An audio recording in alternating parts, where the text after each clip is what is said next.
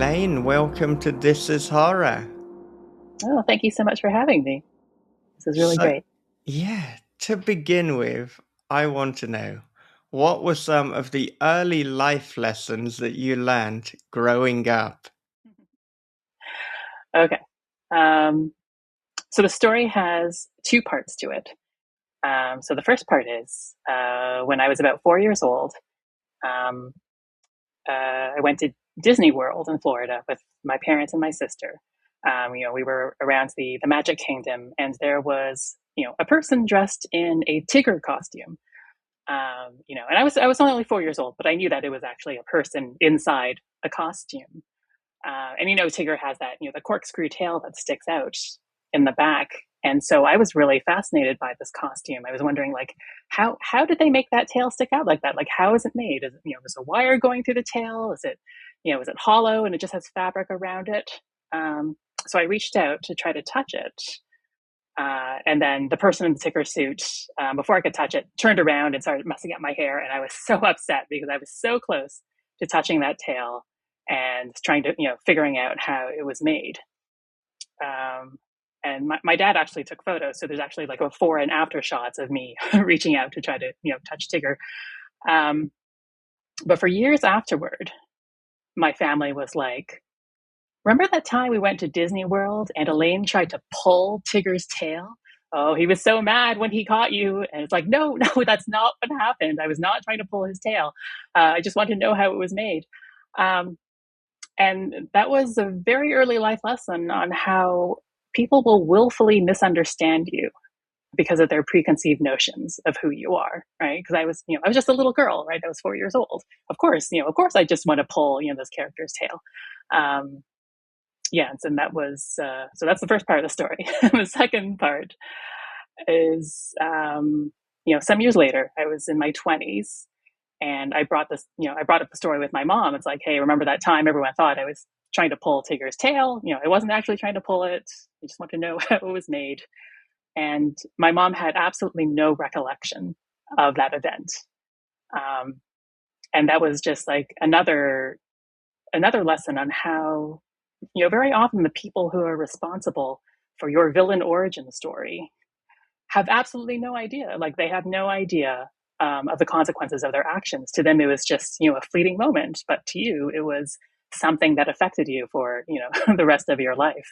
And,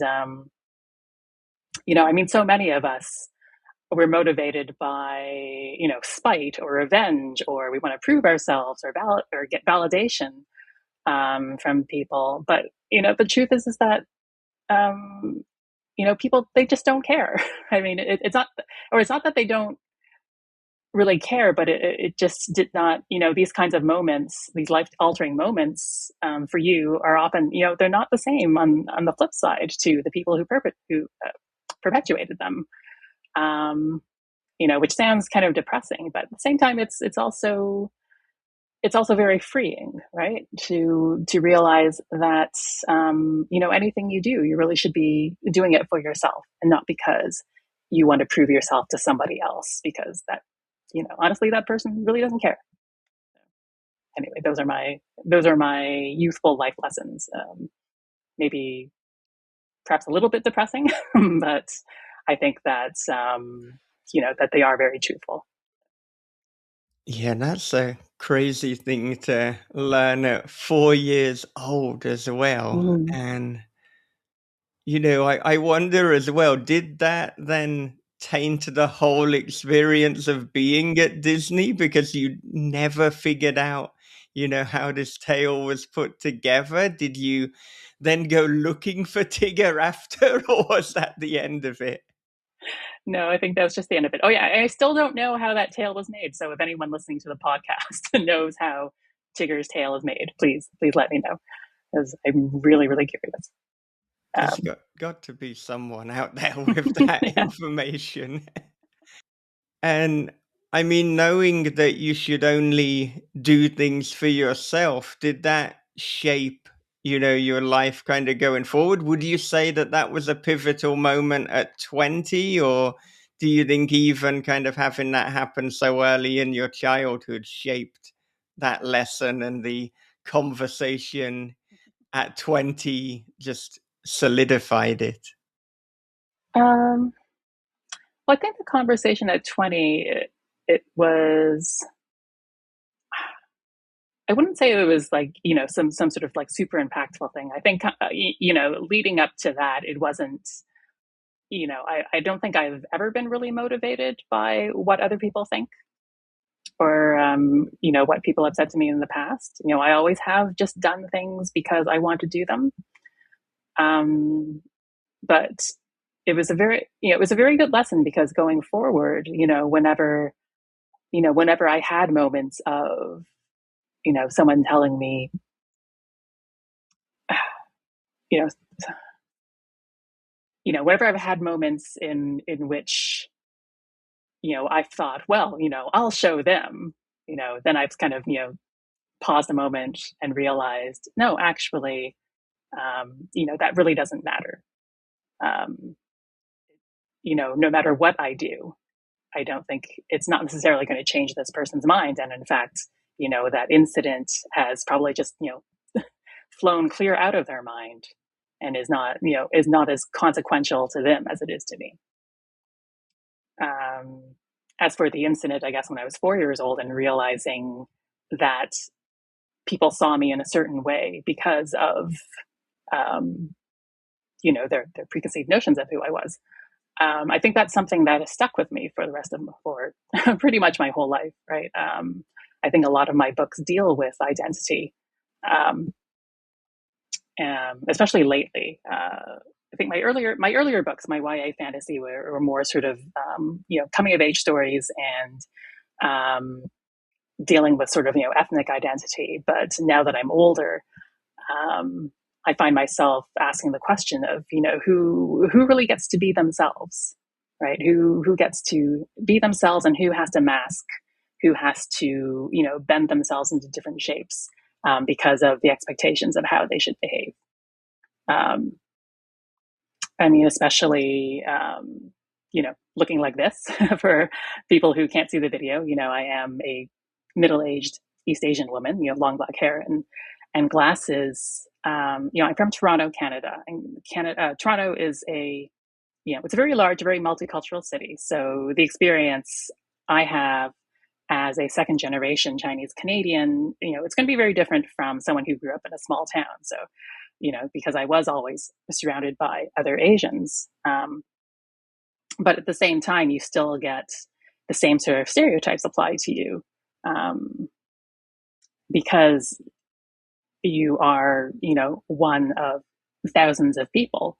Um, and so I think that's always something that uh, I very I've struggled with how to get people to see beyond the stereotypes and their idea of what an Asian girl with glasses is really like.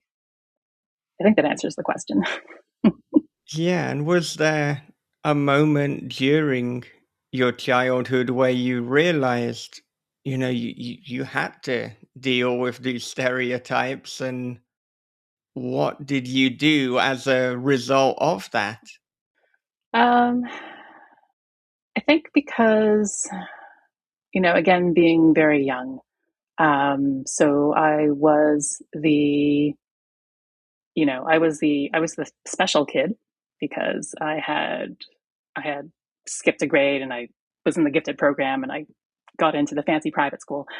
Um, and so I think at a very young age, when I was in grade school, I did have the reputation as being, the smart kid when, the smart, nerdy kid. And, especially, being Asian on top of that, that really sort of compounds that reputation.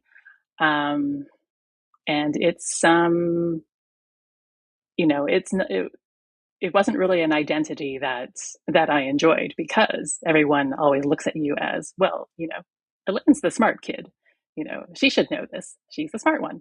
Um, and and so to combat that, um, I mean, I guess it's not very obvious from the video, but I've got multiple ear piercings. Yeah. I've got a nose piercing. I've got tattoos. Oh, I guess you can't really see them there. Um, I think I was always trying to do little things to try to make people look at me twice and not discount me as just being, oh, another, quiet, reserved Asian girl with glasses. I love that. You had to kind of put aesthetic signposts for people Mm-hmm. too. It's like, look, we're gonna challenge your expectations right off the bat. And I mean that is something that you particularly do in Slasher Summer, which we'll definitely get into shortly. But I mean, beforehand, I want to know what were the first stories that you were reading and what were the first movies? I know to begin with that with your writing career, you were writing more in the YA fantasy genre. So I'm wondering if horror has always been a concern or if that came about a bit later. Horror I guess it's always been sort of in the background. I guess I have to, rewind a little bit. Um, I guess I've always been drawn to, the spooky and the macabre. As a kid, I read pretty much everything. I read a lot of Nancy Drew, um, the usual sort of, middle grade and, middle grade classics, Cleary, Roald Dahl, Judy Blume, etc. Um, but when I got older, so I'm a child of the 80s, and you know YA as a category was not the robust category that it is now. Um, so I turned 11 or 12, and there wasn't really anything for me to read. Anything YA was like a teen romance like Sweet Valley High. And so from there, I fell into fantasy. So that's really how I started, how I ended up reading fantasy. Like the fat epic fantasy, like David Eddings, Robert Jordan, Mercedes Lackey, um, and I did read Stephen King, I guess, when I was 12, just like everyone else. But from there, I ended up going into fantasy, and so reading so much of that, I think that's sort of how I ended up.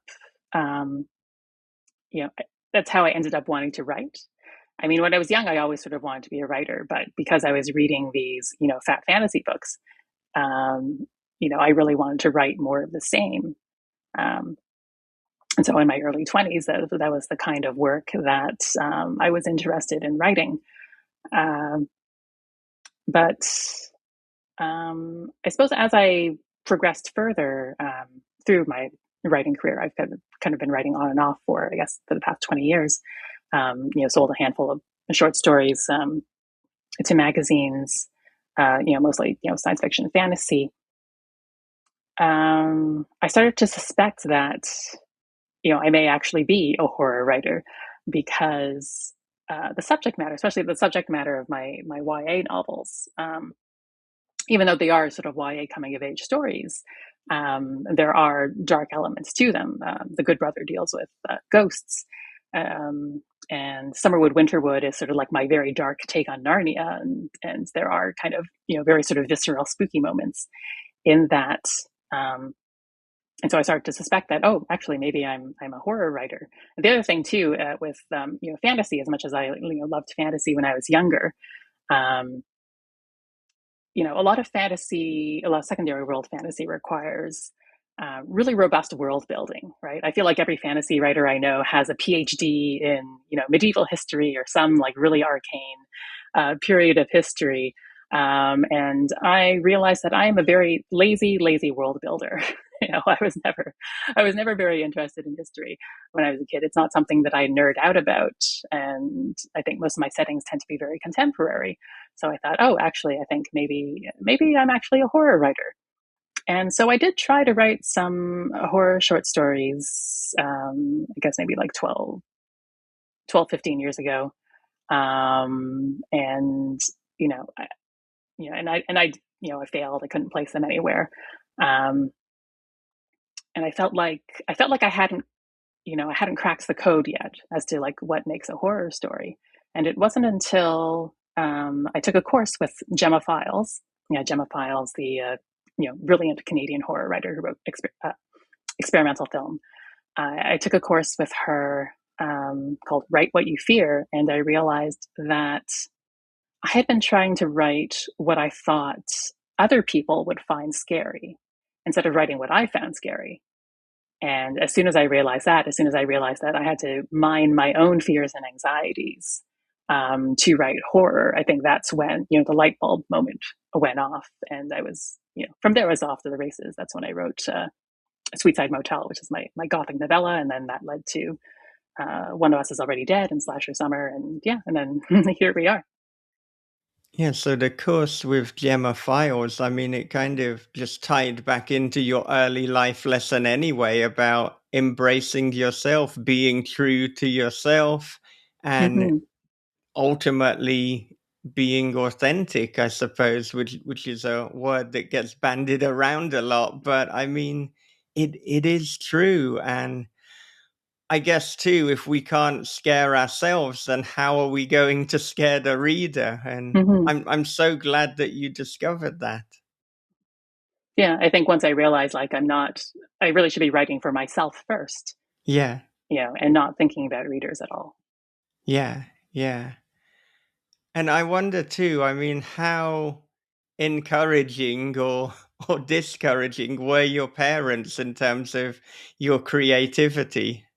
Oh,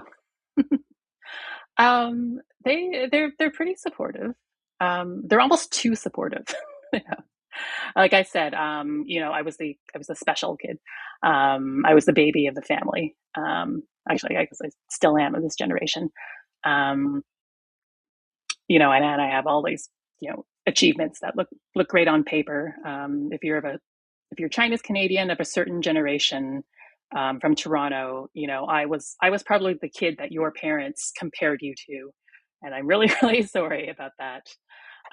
So I mean, yeah, like they've always been very supportive. Uh, to a certain extent, right? I mean, I think if I had told them when I was younger, I want to be an author when I grow up, they would have been like, no, you need a real job, is this something that you do on the side? And even now, like I do have a day job. I have no plans to quit that day job, just because I know how precarious, the life of an author can be. Um, and yeah, I mean, I don't, I'm not sure what else I can say about that, but yeah, no, I have been lucky that they have been supportive. Yeah, and speaking about having a day job, I mean, I want to know, what does your writing routine look like? Because I know you have a day job, you have a son, you have your writing. How do all of the puzzle pieces of your life fit together? Yeah, so the secret is that I have no life and my home is a mess. Pretty much I try to squeeze writing in wherever I can. So usually it's like in the mornings before work. I go into the office now 4 days a week. Um, but I take the subway, so I will write on my phone during my commute. I will at my lunch hour. I will write during my lunch hour, and again going home, I'll write or read some more.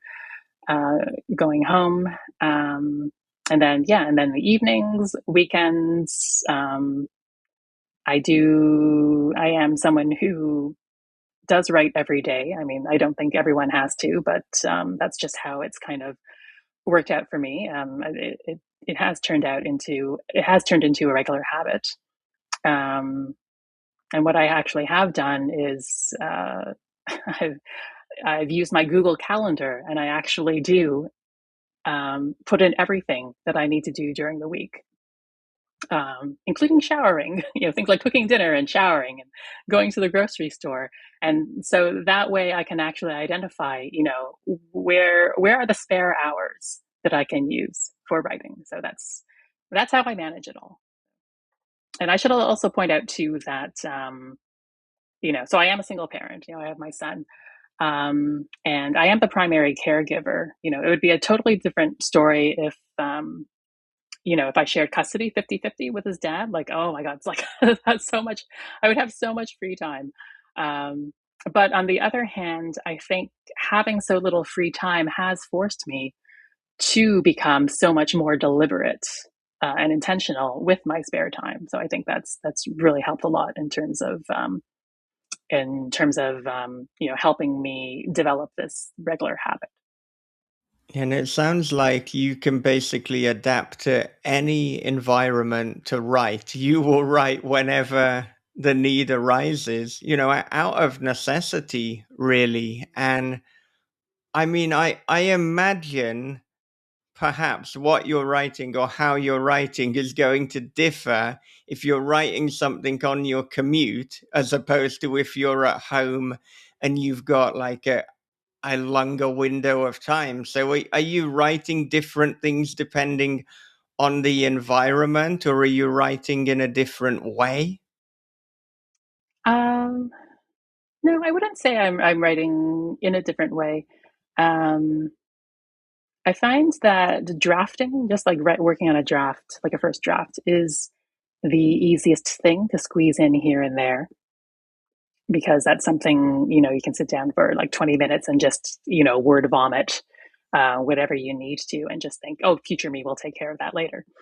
um, and yeah, and at home, um, see, at home, I will get larger stretches of time, but at the same time, things are much more distracting because my kid will be home, and we live in a two-bedroom condo because we live in Toronto, and real estate is like super expensive. So it's a very small home. It's not like I'm in my basement office and he's upstairs or and all that. I have so much envy for people who have like office sheds in their backyard.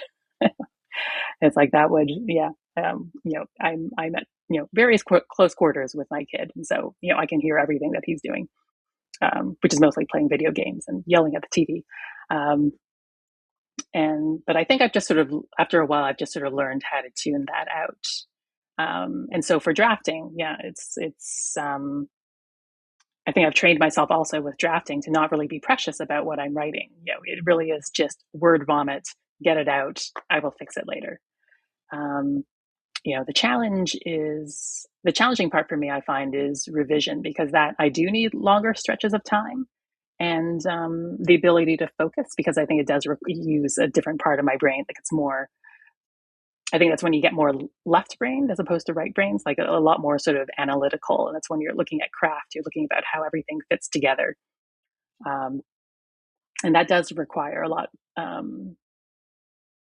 larger stretches of time, a bit more quiet, a bit more focus. But I mean, I just try to do what I can with what I have. Yeah, I relate to that completely because I mean, if I'm commuting, then I can easily plan or first draft or do something where I know it's going to be rough around the edges. But if it's revising or editing mode, then and I can't really do that on a commute. I mean, first of all, if I'm commuting, particularly on the subway, then well, I've not got my laptop out. I'm probably jotting it down or writing something into my phone. But for proper editorial things, I obviously need the computer. So most of that Mm-hmm. is at home, or if I've taken the computer into work, then that can be done in downtime then as well. I Yeah, I've just wondered. gotten really. Go on, please. Oh no, I've just gotten really used to working on my phone and that small screen. I should add too with my commute. I intentionally get up a little earlier to get on the subway before rush hour hits, so it is pretty quiet and I'm not crowded in with people. So then, if So you're that helps a lot. intentionally up early, does that mean that there's also like a little gap between ending your commute and having to start work where you can, I don't know, write somewhere else or write at the day job? I'm not sure of the nature of the day job. Maybe they'd be like, no, you're out of a job if you do that. Um, I think they'd be okay with me, writing during my lunch break. But usually, what happens is I go into the office, early, but then I'll leave like a little bit earlier again to avoid rush hour. And then I'll log in at home and work for like another hour or so. But yeah, that's just how I manage it. My day job, by the way, is I'm a web designer. So it's the work is where I work is because I'm like in house at a large company, so it's a little less stressful than if I was working at an agency and had had to meet crazy deadlines and had clients and such. So it's the pace is I guess a bit more relaxed than agency work. So it is easier for me to sort of fit writing around that.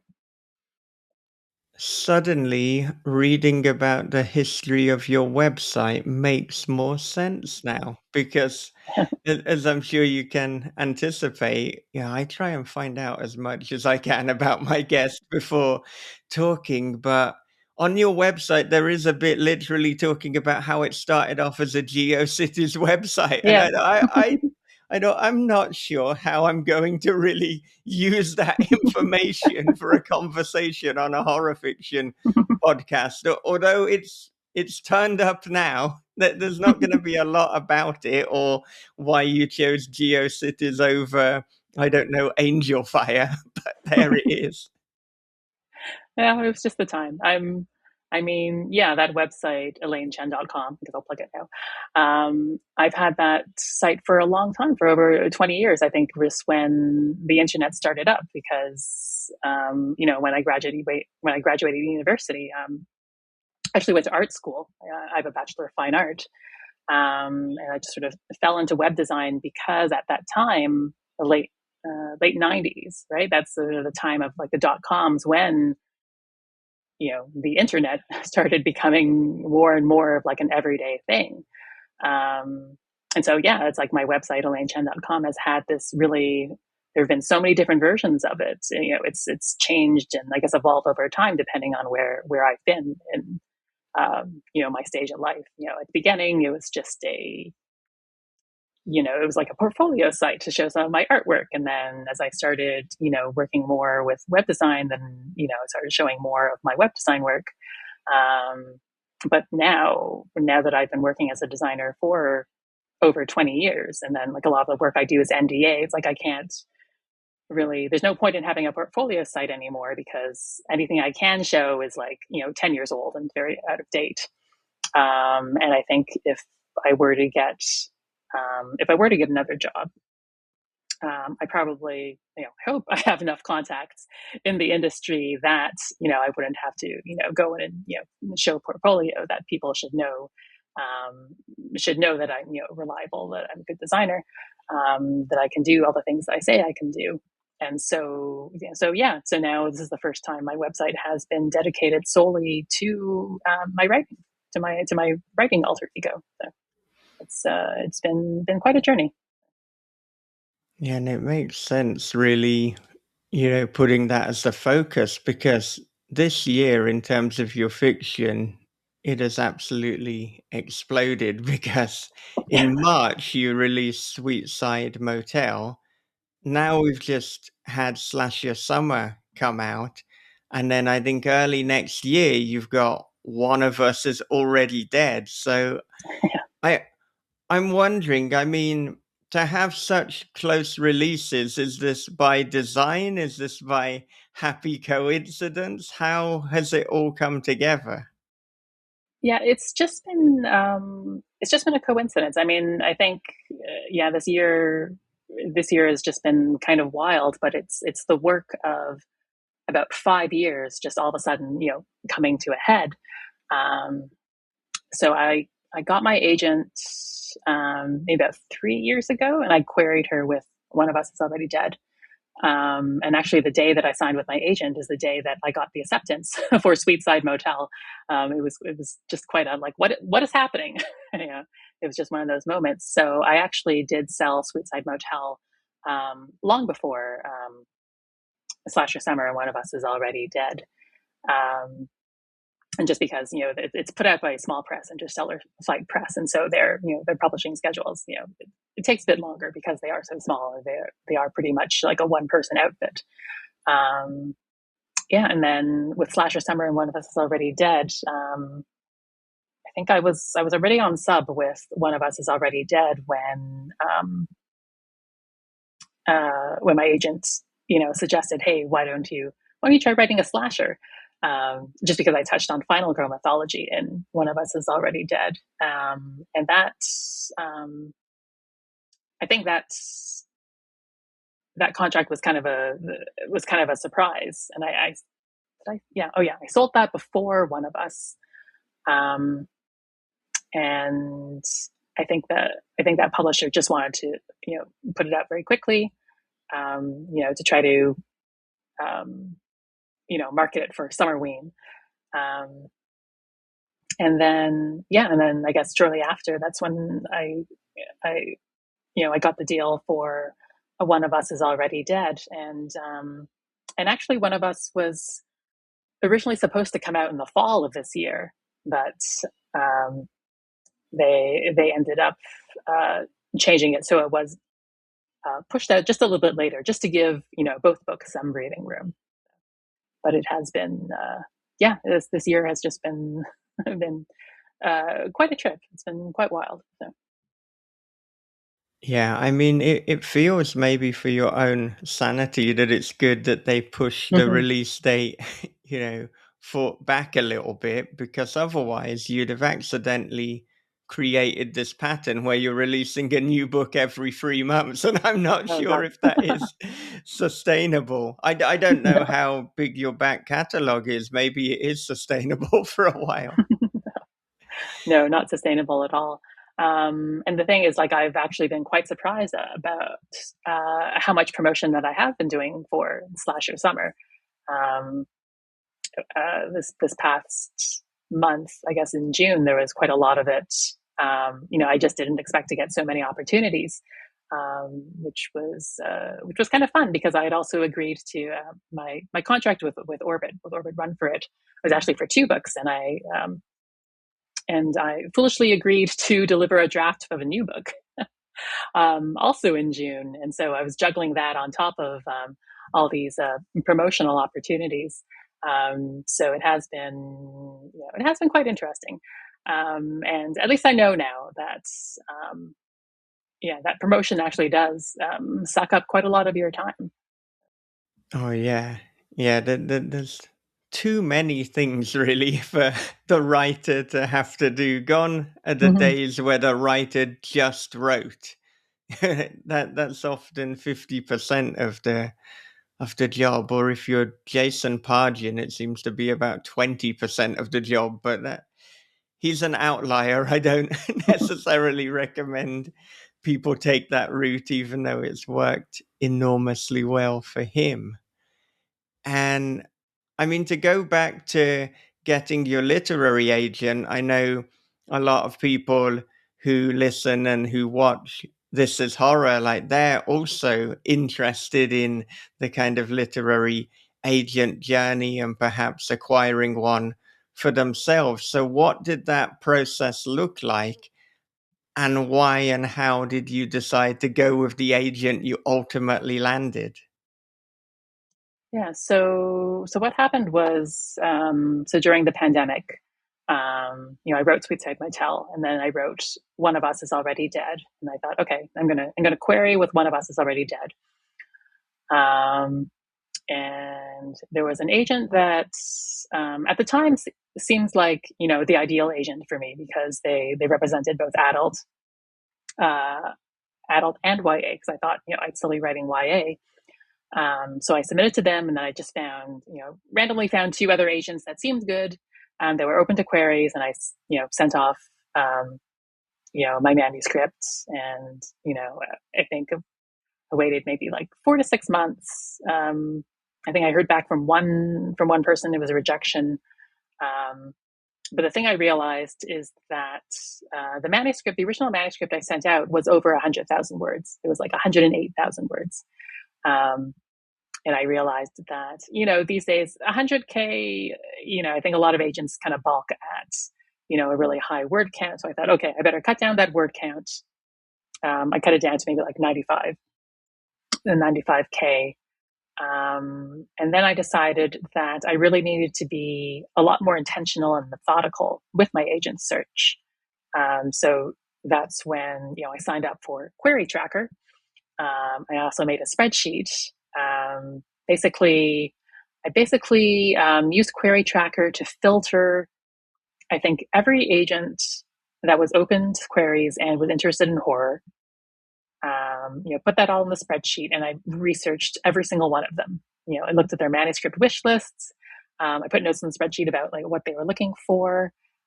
Checked out their agency websites, and eventually down. I narrowed it down to about 6 people, just because writer friends of mine had told me to. They told me to do five queries at a time. Just in case someone gets back to you with some feedback, then you can implement it. I lurk a lot on the pub tips subreddit, and a lot of people on there are like, no, agents they take like months and months to get back to you. Just like query everyone at once, send out 100 queries at once. And that's like, I find that, quite shocking. But I mean, they do have a point that, I think these days agents are they're so swamped that I don't think you're going to get a lot of personal feedback.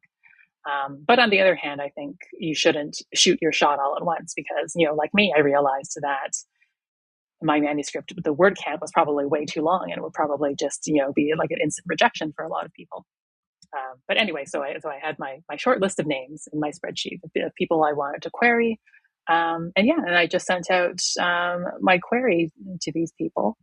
I got full requests from 2 agents. Actually, I got requests for 2 calls from them, which was really great. And they were both, both agents were really fabulous.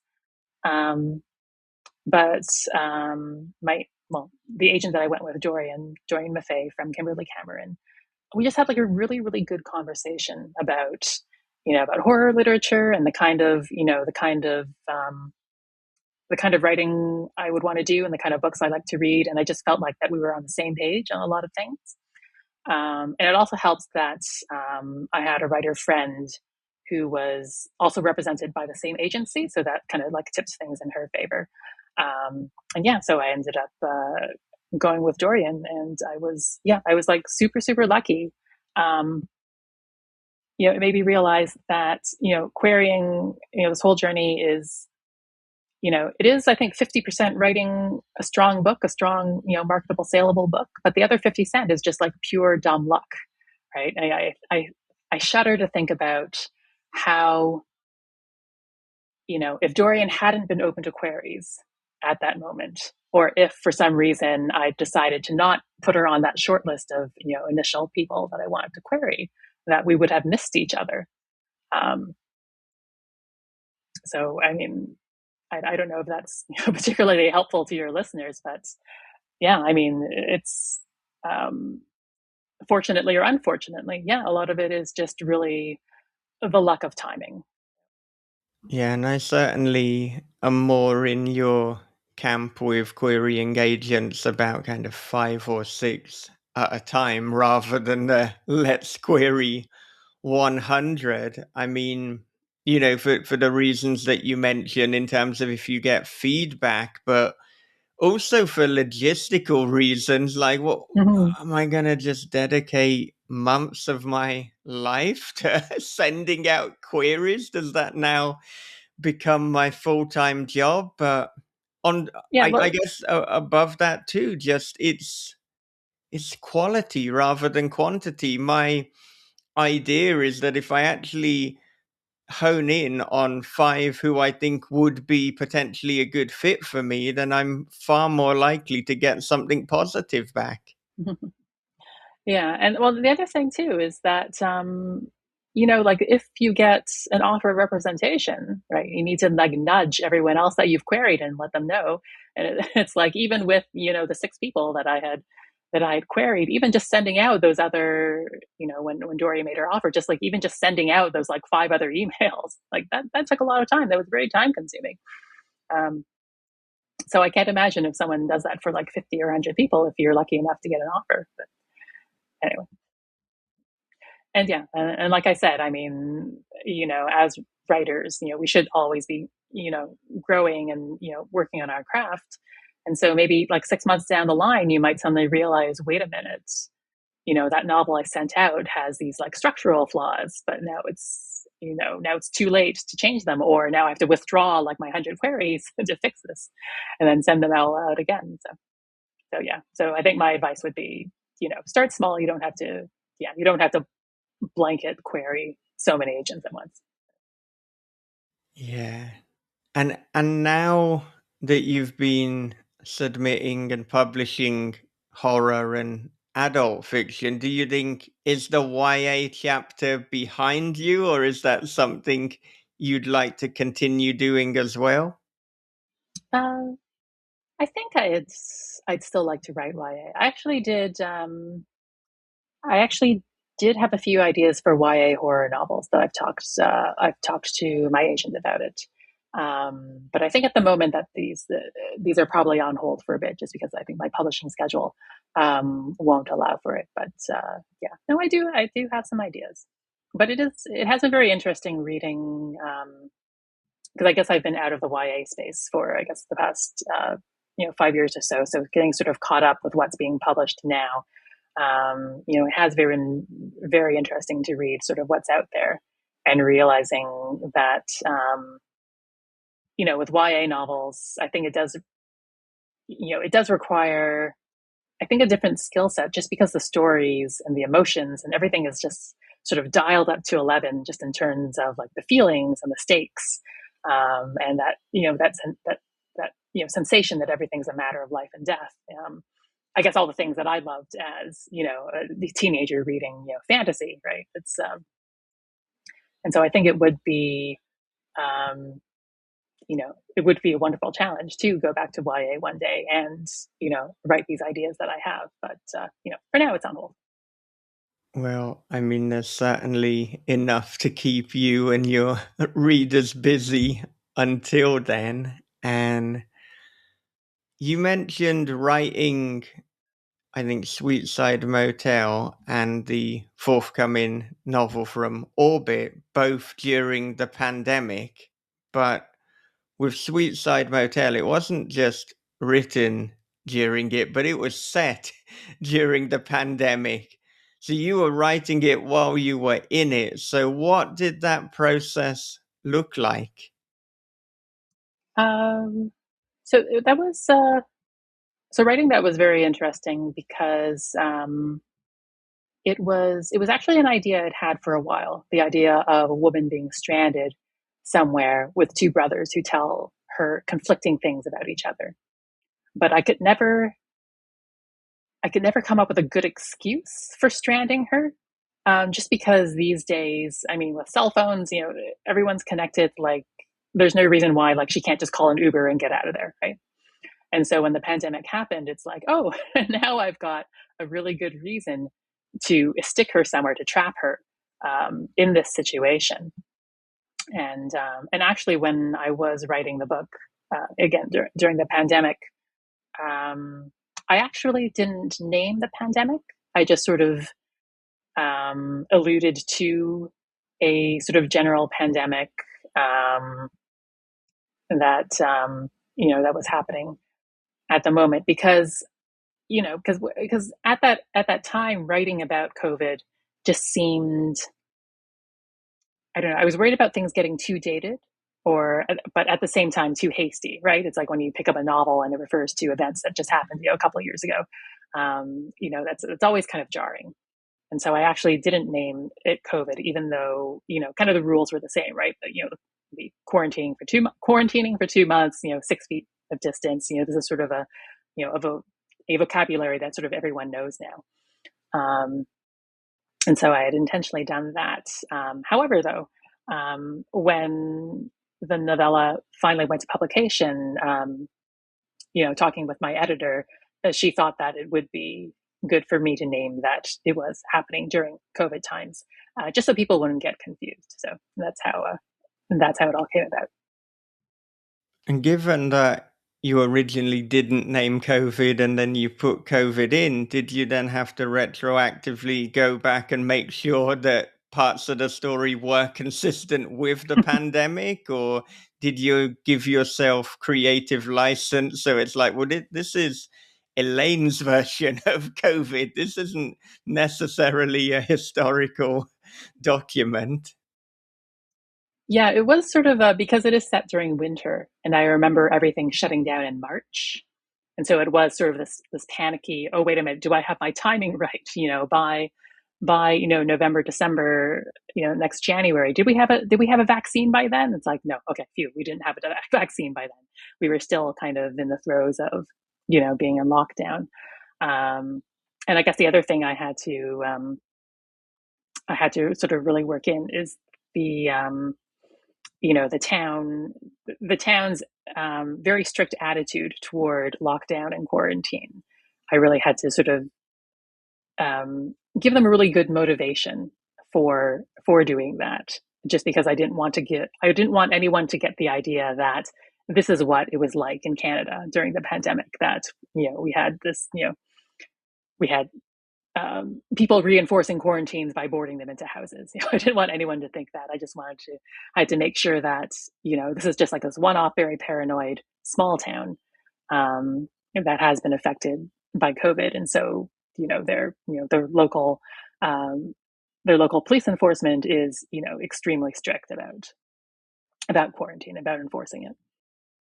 And you'd mentioned that initially you were reluctant because of it being so close, so of the moment. But I think right now, particularly after Kylie Lee Baker's Bat Mm-hmm. Eater and other names for Cora Zeng, there seems to be more of an acceptance or just an embracing of, I suppose, COVID horror novels. So I think the world, fortunately, is ready for them. And has that been the case for you with Sweet Side Motel, or have you had any pushback at all? Not that I know of, but I mean, Kylie Lee Baker's book is one of the reasons why I figured, oh, okay, I guess I can name it, just because I think people are now sort of looking back at that time. It is for a lot of people, it is in the rear view mirror, and like Kylie Lee Baker, the book does process sort of the anti-Asian racism at that time. So I think it is sort of a conversation that people are. It's a conversation that people are ready to hear, that they're ready to have. Yeah, and I mean, as well, in terms of inverting expectations, which you do enormously in Slasher Summer, you've done it here as well because in a Gothic novel, which this is, a lot of people expect that Baroque Victorian manor house, but you've put it in a kind of rundown motel. So talk us through that. Yeah, so that was kind of the challenge I set for myself. And that, yeah, because normally in a Gothic, we think of Victorian setting, the damask wallpaper, the ornate furniture, and the candlesticks and whatnot. Um, but and for me, the challenge was I wanted to try to make stuff from like the 70s and 80s kind of spooky. So there is this sort of mom and pop motel, and then later she ends up at the brothers, having to go to the brother's house, and the inside is the outside is this big sort of manor, but the inside it's again it's like decor from the 70s and 80s, a lot of linoleum, a lot of doilies and uh, plastic sheeting on the furniture, that kind of thing. um, I think I just wanted to do something a little bit different that was not not the usual sort of tropes of Victorian Gothic. And the other thing too, because the character is second generation young woman, um, Chinese Canadian from Toronto, who's very used to you know grown up in a house with IKEA furniture, right, and stuff that's very modern.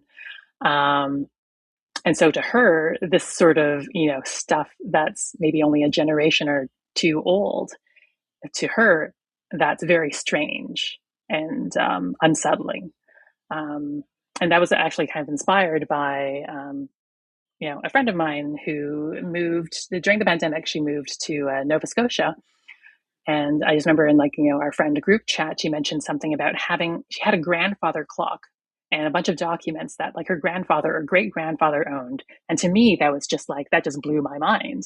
that she had all these artifacts from generations ago from her family, because my own family, my parents, they came from Hong Kong.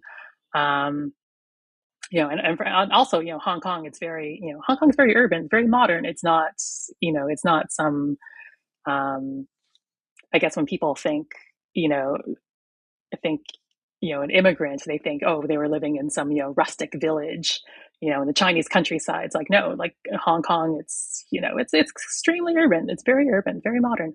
Um, and so, like, I don't have these kinds of reminders of I never grew up with these kinds of reminders of the past. And to me, that's just very, those sort of artifacts, or the idea of those artifacts, it's very strange. It's very strange and foreign to me. So, I mean, speaking about being second generation Chinese American, what are some of, I suppose, the unique challenges or the misconceptions that people might have? Um, So I think the biggest one is that the Chinese diaspora. I never know if I'm pronouncing that right, because it's one of those words that you always read, but you never know. You never say it out loud. Diaspora. Um, the Chinese diaspora. The Asian diaspora. Like it's not a monolith, right? Like I'm uh, second generation Chinese Canadian from Toronto. Um, so is I Jiang, right? The writer I Jiang.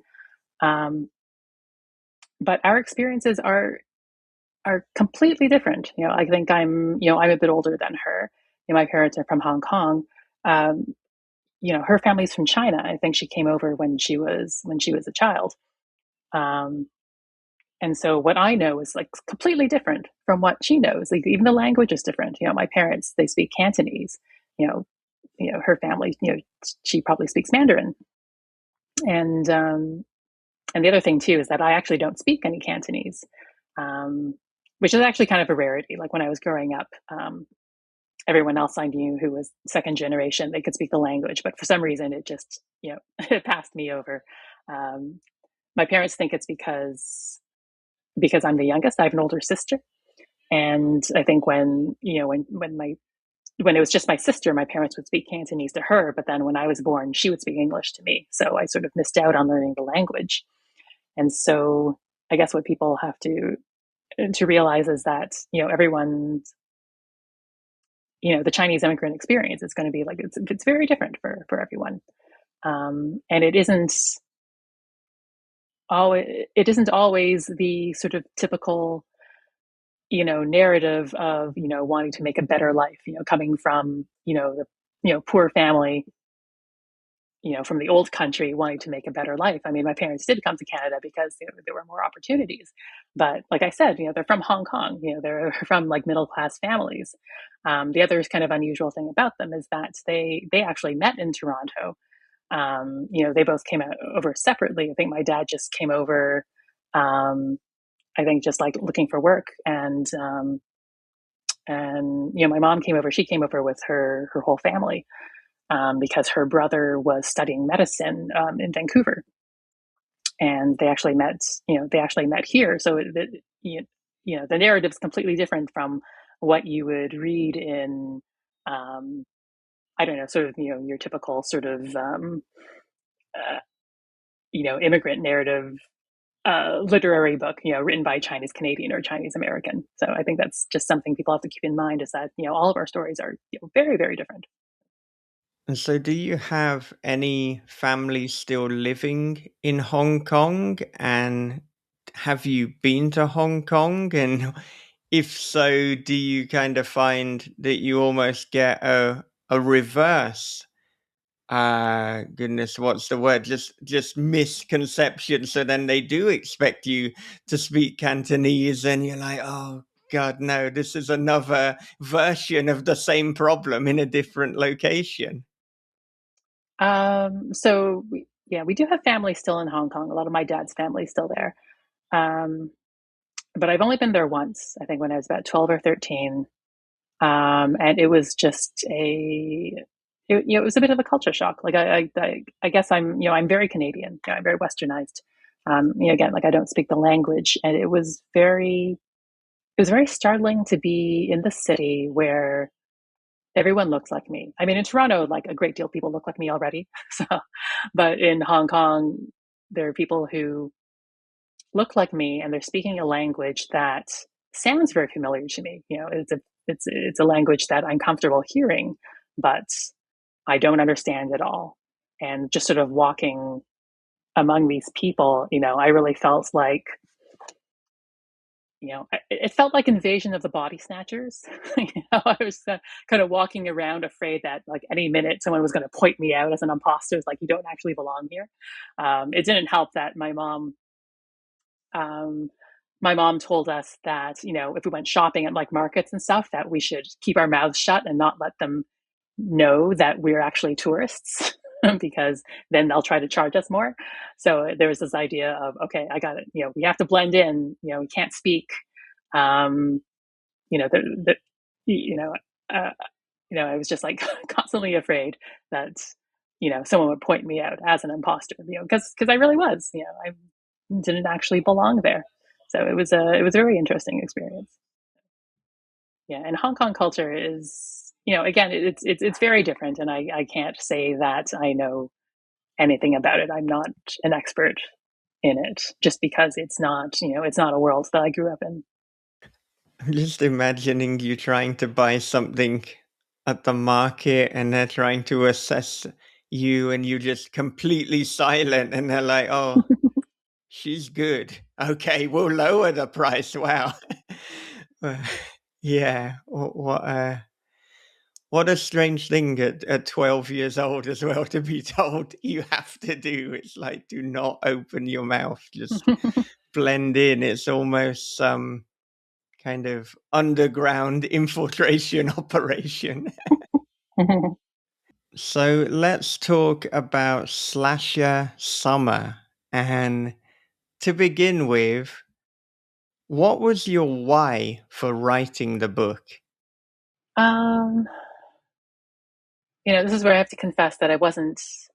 It wasn't like I was hit by a bolt of inspiration, and it was like I have to write this book. I have to get it out of me. You know, the origin story is, you know, it was pretty prosaic because I was between projects, and it was my agent who thought I would be interested in writing a slasher because I had touched on final girl mythology in One of Us Is Already Dead. Um, and at first, I was like, you know, I don't know. I don't know if I have a slasher in me. You know, I'm not Stephen Graham Jones. I'm not Brian McCauley. Um, but the more I thought about it and thought about um, what I would want to see in a slasher, and the kinds of slasher movies I love are the ones that are, you know, self aware and a little comical, you know, like Scream and The Blackening and Freaky. Um, and so I just made like a whole bunch of notes. And the next thing you know, I had like 20 pages of notes. So it was like, okay, I guess I'm doing this. Um, yeah, so I mean, that's really how it came about, and really, sort of my guiding principle was that, you know, I really just wanted to write a fun slasher movie that I would want to watch. So, and that's the kind of experience that, you know, that I hope readers have as well as they're reading the book. And before we go deep into it, I suppose it would be useful just to give people a quick elevator pitch. Okay, so Slasher Summer is, hang on, I've got the book here, right there. That's Yeah, the yeah. U.S. cover. Um, so Slasher Summer is basically Breakfast Club meets Scream. So we have seven friends who were once members of their high school horror film club. So they're reuniting at a remote cabin, because of course it always happens at a remote cabin, where a cult slasher movie was once filmed. And they find themselves targeted by someone dressing up like the iconic killer from that movie. Yeah, and I think because it is so referential to other slashers, I mean, there's something almost scary movie or The Cabin in the Woods about it. And this book is so self-aware in terms of what it's doing. So I imagine the 20 pages of notes that you made initially might have gone some way into forming this. A little bit. It was sort of notes on characters and notes on sort of the world that the book inhabits. But yeah, also notes on, gags I could do or little references I could sneak in. At some point, this has to happen. Um, just because we've seen it in a movie like a million times, but, can I subvert it a little bit, just to make it funny, right? Um, and yeah, so it was, once I had that all together, it was like, okay, now I have to write this just because it would just be so much fun to write. And hopefully people would have just as much fun reading it. And so I want to know too, what was the first slasher movie that you watched and what was that experience like? So the first slasher movie I ever saw was Nightmare on Elm Street. I was probably around 9 years old. I think I was maybe in grade 4 or 5 at the time. It was at a classmate's birthday party, um, and I think she wanted to watch it because that cute guy from 21 Jump Street was in it. I'm kind of, as I said, I'm a child of the 80s, so um, and it was just for me, it was a shock because my TV watching up to that point had been very, very sheltered.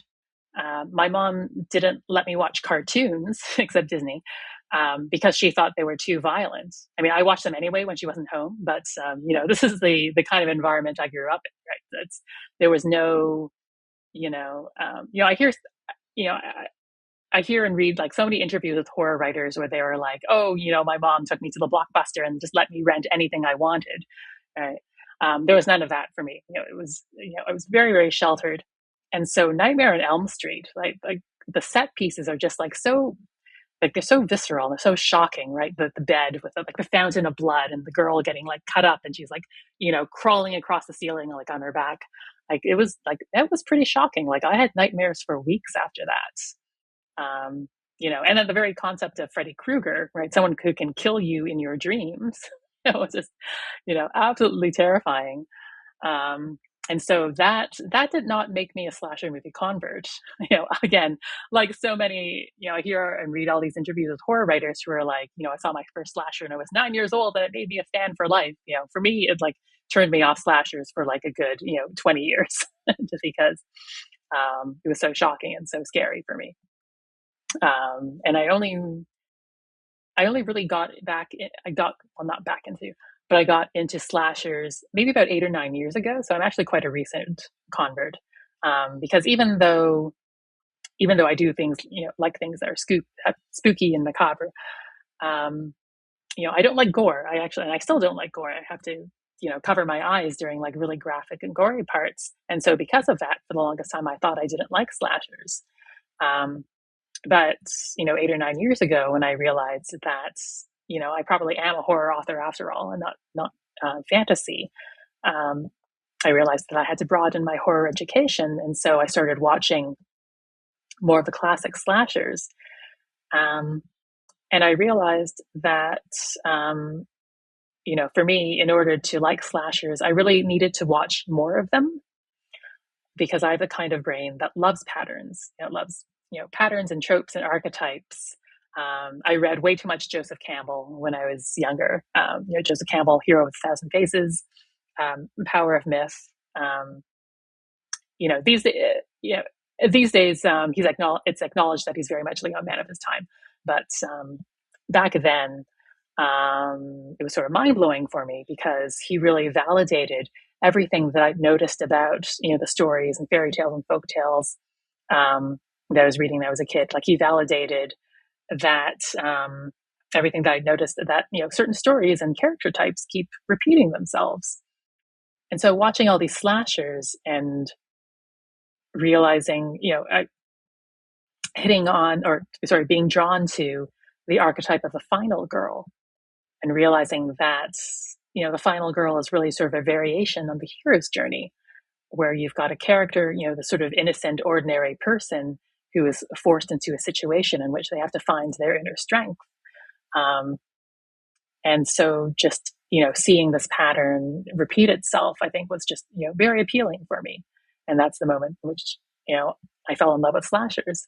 um, I also think it's not a total coincidence that I'd also just gotten divorced. So I think Yeah, the appeal of watching a woman, get through a traumatic experience, I think was probably quite appealing to me.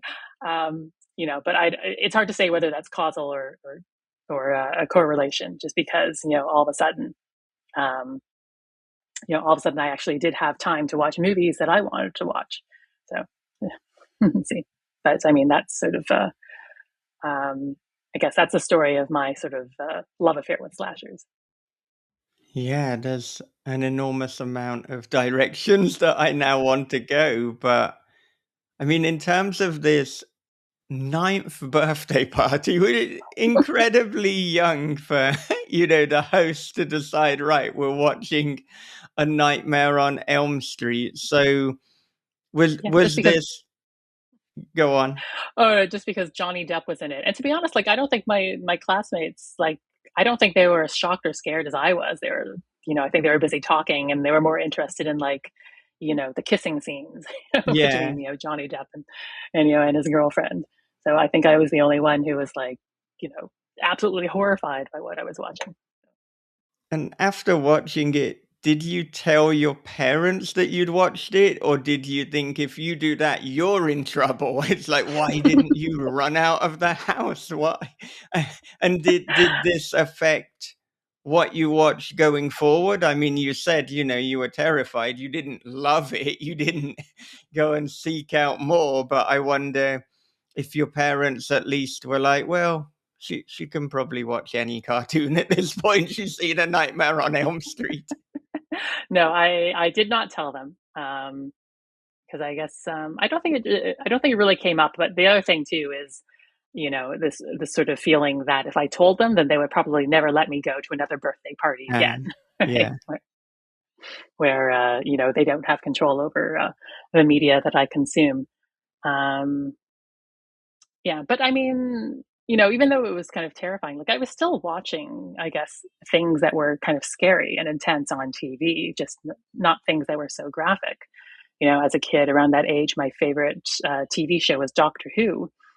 This is old school Doctor Who we're talking about because again, child of the '80s, and a lot of those old story arcs, especially with the Fourth Doctor, they're almost set up like slasher movies, right? Where the Doctor and his companion um, end up on some remote outpost or space station or spaceship where people have been mysteriously dying one by one, and very often there's only like one survivor, other than the Doctor and his companion.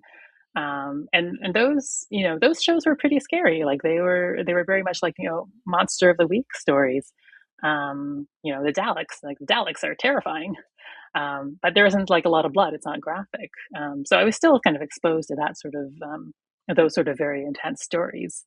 Um, I also watched a lot of Hitchcock movies actually when I was a kid because they were on TV.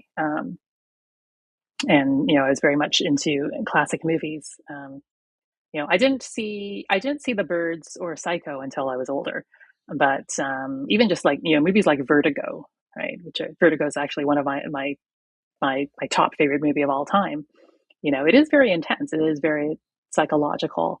Um, so I wouldn't say the horrors of Nightmare on Elm Street. I think it turned me off the graphic stuff, but I was still sort of interested in the very, that very sort of intense watching experience. I'm glad that you were able to watch sci-fi like Doctor Who and to watch Hitchcock as well. And in many ways, I mean, they have a lot of the fundamental blocks of horror storytelling, but it's just the window dressing or it's just that Hmm. the gore isn't quite there. So it's interesting how as a society we'll often let our kids watch sci-fi, but we won't let them watch horror, and there's a thin line between the two. Hmm. Hmm. Yeah, especially like those old Doctor Who episodes. Like, Yeah. I mean, I think there's one story arc called, the Robots of Death. I mean, the fact that it's called Robots of Death, right? And it's just I don't know if you've seen it, but like these robots have their blank metallic faces in this very sort of I don't know, French courtly style. Like that they were pretty terrifying. It was like nightmare stuff. But because there isn't like a lot of blood and gore. It's still, PG friendly, I guess. So, Yeah, there's certainly more of a rawness to the older Doctor Who's as opposed to the more modern iteration, which I suppose started with Christopher Eccleston. yeah, definitely. But still entertaining nonetheless. But yeah, the old Doctor Who, that's the good shit. That's Yeah. where it's at. And I wonder too, because you mentioned both Brian McCauley and Stephen Graham Jones. So when did reading them come into your slasher education? And was there anything that you took from either of them or anything that you bore in mind while writing Slasher Summer?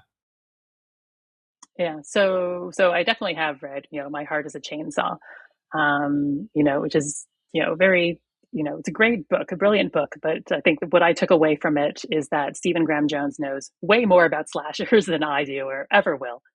Um, but Brian McCauley actually, when I started writing Slasher Summer, I did read a whole bunch of slasher books just to get the idea of, okay, like how do I translate something that's a very that's very cinematic, a cinematic genre. How do I translate to the page? And so one of the books I read was Brian McCauley's Candy Cane Kills. It's a novella put out by Shortwave, I think. Yeah, And yeah. that for me was, I learned a lot from that book because I realized that, to make a really effective slasher, it all comes down to character. Right? That your characters, even if they're unlikable, they have to want things. They need goals, um, just so that it makes it raises the stakes. That even in Candy Cane Kills, like even characters who don't have a lot of page time, who are just sort of minor characters who are just there to get killed right in the first chapter.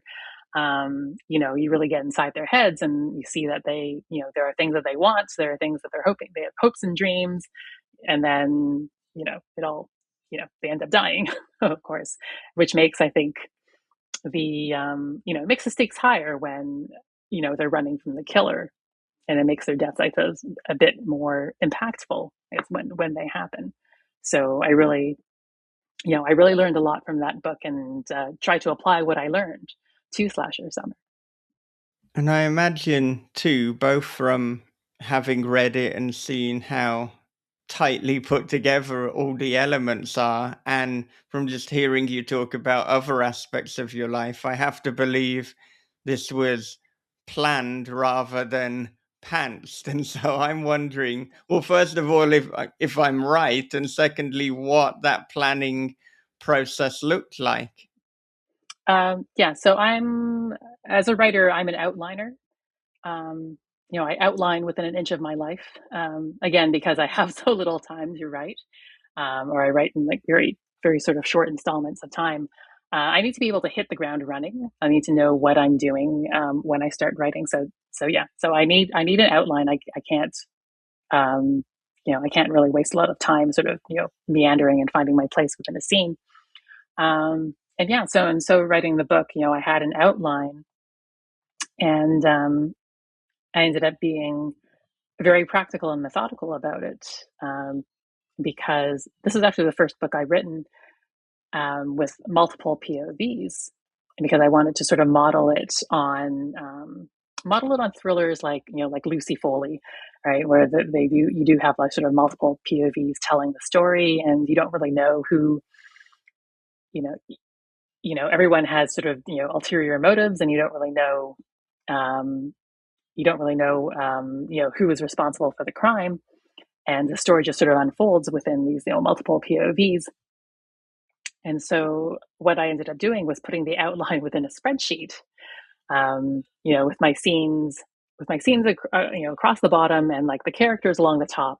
And so I just had this timeline of events, and each cell I just sort of made notes on what each character is doing at that moment, even if they're off page. What are they doing? What are they thinking? What are they feeling? Um, and yeah, and that's how I handled it. Oh my goodness. I don't think many people have told Us that they used a spreadsheet for I know. planning their I know novel. it's so banal, but at the same time, it was, like, so useful. It was so useful. And I mean, did you find that there were logistical challenges from writing from these different POVs? And did that take, I suppose, an extra strain on your mental capacity to, let's say, be in Gen mode as opposed to Freddy, which are very different modalities? Um, I mean, with it if anything, I think having that spreadsheet really helped, just because, for each scene, I could see who would be who would be the best, point of view to tell that st to tell, the events of that scene. Um, and I think having those scenes sort of sectioned off. Okay, this is a Freddy scene. This is a Jen scene. This is a Carrie scene. I think that sort of helped me sort of switch between the different heads. Does that make sense? Having that structure there beforehand, it was very helpful. Yeah, and for people listening who haven't read it and they've heard Freddy, Jen, Carrie, they're probably thinking, wait a minute, these are all iconic horror names. So, when did you know during the writing or the planning that you were going to reference so many horror icons? And did the name that you decided to give each character then deliberately kind of inform the personality and some of the decisions that each of those characters made? I decided early on that they should all have killer names, except for Tiffany. Tiffany's actually, um, I just needed sort of a generic like '80s cheerleader name because that's the kind of character that she is. Although it's been pointed out to me that Tiffany is actually Chucky's girlfriend, so which I didn't realize. Yeah, So so you that all kind of landed worked out. on it Yeah, accidentally then. Yeah. but I'd say that none of the characters are really like their namesake. The only thing I borrowed was Carrie, right? So Carrie has a very religious mother, so obviously that's a reference to Stephen King's Carrie. But otherwise, I didn't. I didn't. Uh, they otherwise they weren't like their namesakes. And actually, even in the book, I don't. No one says, "Hey, isn't it funny how we all have names like these iconic killers?" I don't mention that in the book either, just because I thought it would be kind of. I think it would kind of pull people out of the story, right? If they sort of um, saw it a bit more from a distance, or if they kind of saw the workings under the hood. Yeah, I think it's very early on that you reference Carrie has a religious mother. So when that happened in probably the first 10% of the book, I thought, hang on a minute, is this actually Carrie? But then, of course, like as I progressed, it's like, okay, no, these are just commonalities. But yeah, that aspect certainly got me and made me really sit up. Yeah, but it was kind of useful that way because because I decided, okay, like Stephen King's Carrie, she should have a very religious mother, but then that from there, that one little aspect of her backstory really sort of helped bring the character to life and give her all sorts of motivations. Um, for I guess for what happens later in the book and just sort of the way she interacts with other people and the way other people see her. So, And talking about having backstories, I understand that the cabin had an entire backstory, but ultimately you decided to cut it for matters of pacing. So, is there mhm. anything you can tell us about that? Can we get an um, exclusive on the cabin's yeah. backstory? Not really. I mean, it was just the idea that it had once belonged to, it once belonged to a local family, the Portnoy family. And actually, in an early draft, I refer to it as the Portnoy cabin, as opposed to the slasher cabin. So I think if you see very early marketing copy for Slasher Summer, I think they still call it the Portnoy cabin. Um, and so the idea was that, yeah, it had belonged to a family, but since the movie was filmed, it attracted all kinds of looky loos, and they ended up having to sell the cabin. And I had the idea that maybe maybe one of the characters was actually related to the family who had owned the cabin, and they could be a suspect, or maybe that could be a motivation for them, dressing up as a slasher and targeting these people at the cabin. But yeah, no, it ended up not going anywhere. So, but maybe I'll save the idea for another day. I mean, that's the beauty with ideas. They need not be wasted. They can just be recycled and redistributed in other stories.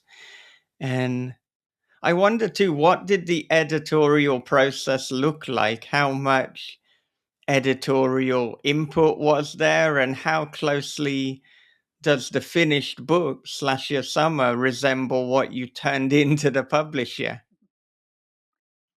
It's I'd say I think it's pretty close to what I turned into the publisher. I think they because I've there are two publishers, the UK and the US. So actually, I had two editors working on the book, um, but they were they didn't ask for like many really drastic changes. Although my UK editor actually asked for it to be more gory, so I did put in even more gore. Um, I mean, I think most of their feedback was just sort of that little things, just sort of like bringing some, small elements forward, or maybe putting some small elements back. Light edits just for clarity. Uh, Maybe cleaning up some of the language a bit. When I say cleaning up, I mean simplifying. I don't mean like cleaning up swearing or anything like that. Um, so I think a lot of their edits were, none of their edits were like super deep structural edits. So that was yeah. So that was nice, because I think with two editors, I was kind of worried. Are they going to come back with conflicting opinions as to how this book is going to go? But they ended up being in agreement with a lot of stuff. Yeah, well, I'm always interested because it feels like the landscape has shifted in the last 5 years, where there are more writers getting a different publisher for the UK and the US edition. So I'm always intrigued as to how that editorial process just logistically works. So what you're saying is you got two completely different sets of notes, although luckily there was a lot of commonalities. So then did you have to have three documents open at the same time? So you've got your original and you're making the changes, and then maybe on the left you've got the US, the right you've got the UK, and then do you have to send each of them, I suppose, the master document with the edits, or are there little differences now between the UK and the US version? No, there actually aren't. There aren't any differences in the final version, except for I think at one point, I think in the UK version, someone's wearing trousers, and the US version, someone's wearing pants. So, although I tried very hard to not actually, um, you'll notice that I think a lot of times, someone's pants will be described as like khakis. Just because I was trying to avoid the whole trousers pants thing, because I know pants in the UK is very different than in the US. But like the word trousers, right, in North America, that's not it's not very commonly used word. Like people will understand what it is, but it's not something that you know people will say every day. Like no one in Canada or the US says, oh, I went to the store and I bought some trousers, right? They say I bought some jeans, I bought some pants. So that is actually the only difference. um, but yeah, the editorial process, going rewinding a little bit. So my UK editor actually looked at it first, so she gave it a pass, and then I think she and the American editor, I think they conferred, and then he added some more edits to the document, and so I addressed those too. Um, but I think like a lot went on behind the scenes. Like the two editors talked to each other, and so I think in that way I was very lucky that there was very good communication between them.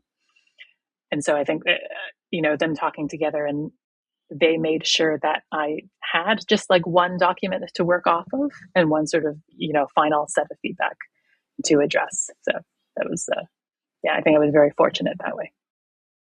Yeah, thank goodness for good communication and Mhm. working together.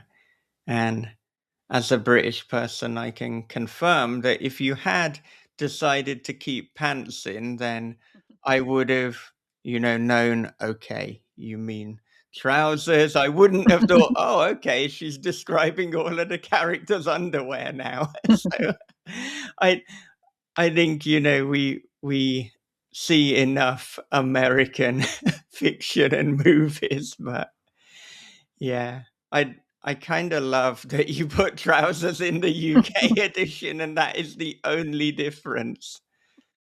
Now, I wonder too, I mean, your publicist said that there are 27 slasher movies referenced in Slasher Summer, which I don't, I mean, that's very impressive, but I almost felt like there were more. I mean, there are so many little references. And was this something that was also tracked with a spreadsheet? And how did you decide when to pepper in each reference? um, yeah, I wouldn't say all of them are slashers, and it wasn't. Yeah, I wasn't really. Yeah, I didn't have a list. I didn't have like a things that I wanted to squeeze in. Like I just sort of put things in as they came to me. I think the reason why my publisher has a list because they actually asked for a list. They actually asked me to make a list of every movie that I reference because I think they had the thought that maybe they'd make like a letterboxed um, a list or something. Yeah, I mean it's pretty much like as they came to me. All the different things, slashers and then other horror movies. Um, I probably referenced Hitchcock a few times because I'm because of my long history with Hitchcock. Um, yeah, I mean, it really just was, at the moment, what does this remind me of? And I put the reference in. So, yeah, And ooh, go on, yes. except for Wolf Creek.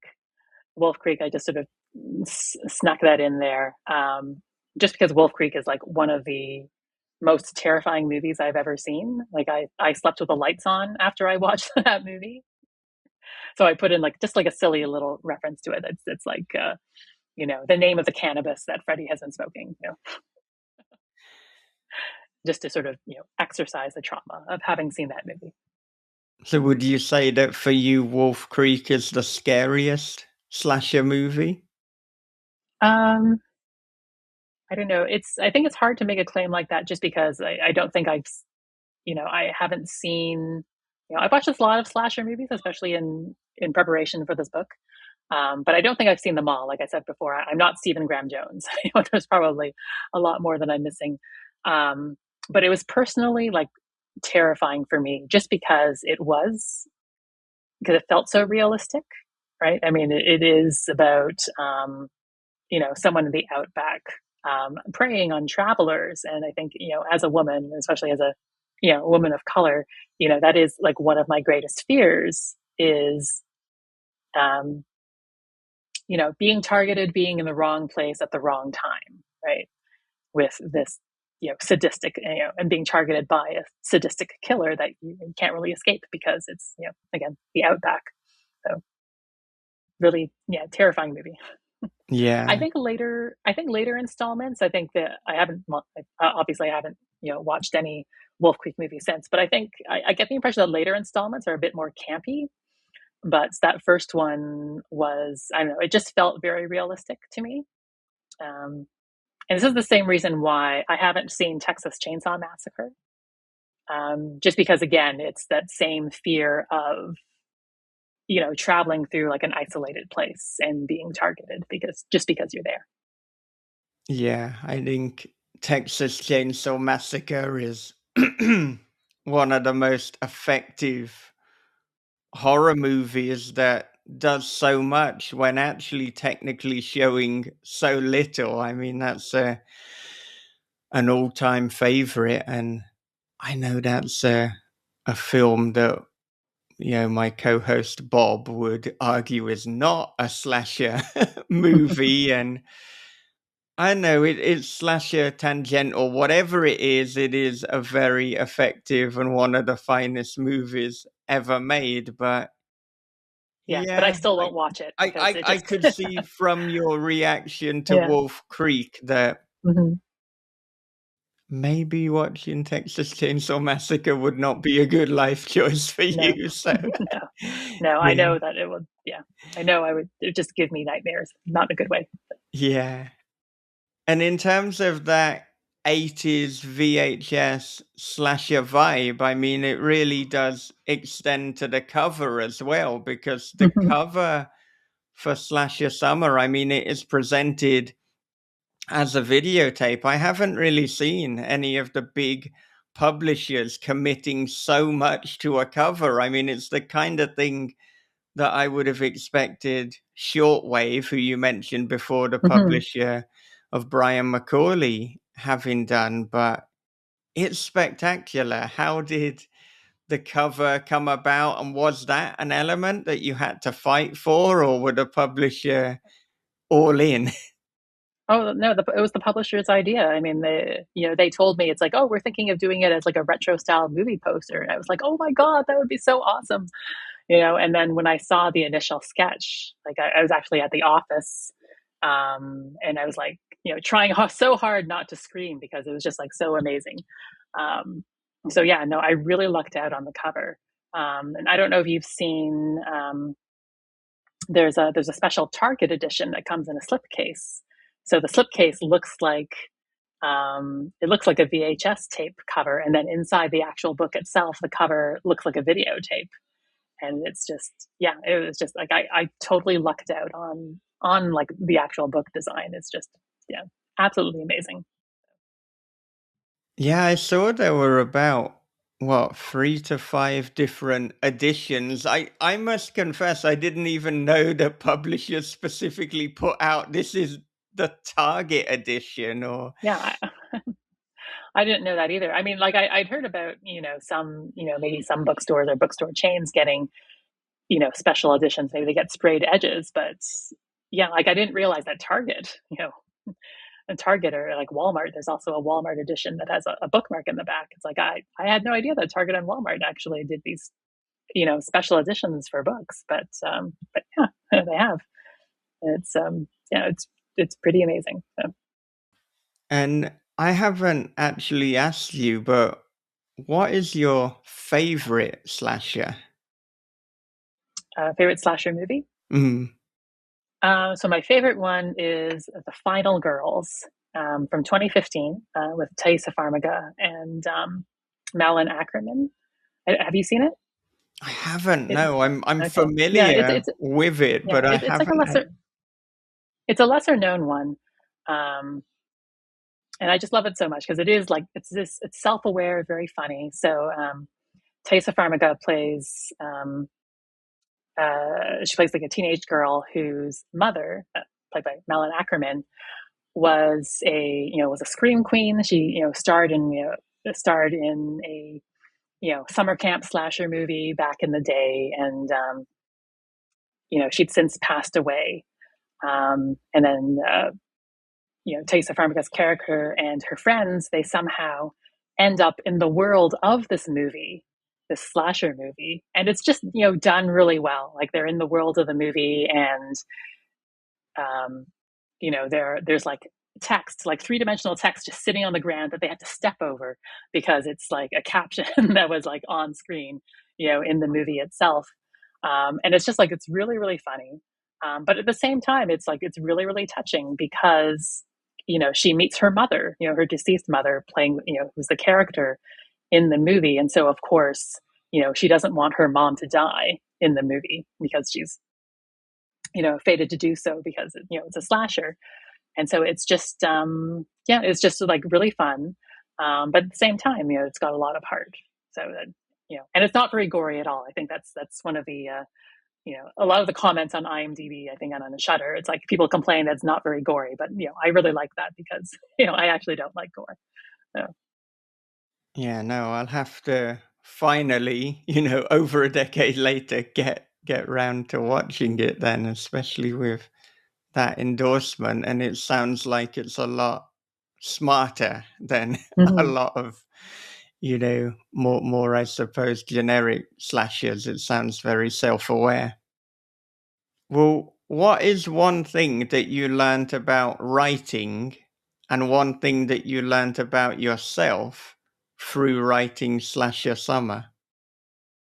Oh, one thing I learned about writing. I guess one thing I learned about writing while writing this book is that, um, I told you already about my spreadsheet.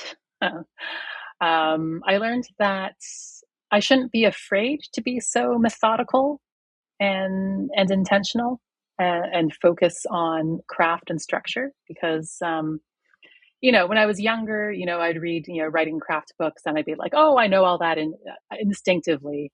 I think I was very, maybe a bit arrogant as a writer. And I just kind of assumed that I knew how to do things, um, you know, out of instinct. Um, and so I think writing this book and coming up with, this method of working on it with the spreadsheet and my outline and all that, I think it taught me that I can use these very dry and banal and prosaic tools to write this book, but it doesn't affect the quality of the book. It helps the quality of the book, and it doesn't make the book itself dry and banal. um, and so I think it's the lesson I learned is that, it's okay. It's okay to focus on craft. It's okay to be analytical. You don't have to be all right brain all the time. And then the second question, which I've forgotten already, Well, something that you learned about yourself something I through learned about writing myself. Slasher Summer. Um, I guess I suppose I learned like just how much I do love slasher movies, despite the rocky start, and, the gore. Um, but just learning that, there is something really wonderful about seeing, more often than not, it's, a female, the heroine, in the place of the final girl. Um, I think I just didn't know how much I needed to see, a woman or someone, with a marginalized identity in sort of the position of hero. Um, I mean, not just, being heroic, but it's also, finding inner strength. But, a lot of cases, it's sort of like a coming of rage as well. Like there's something really cathartic at seeing, a woman, at the end, finally, when there's nothing left to lose, just, sort of tapping into those sort of primal survival instincts and letting herself be angry and be violent and, fight back. Um, I really love the later Scream movies, the ones with Jenna Ortega and Melissa Barrera, because those are almost like coming of age movies, right? It's kind of a spoiler, but at the end, the girls, they fight back their attacker, and she's stabbing, the current ghost faced killer, and that she's enjoying it, right?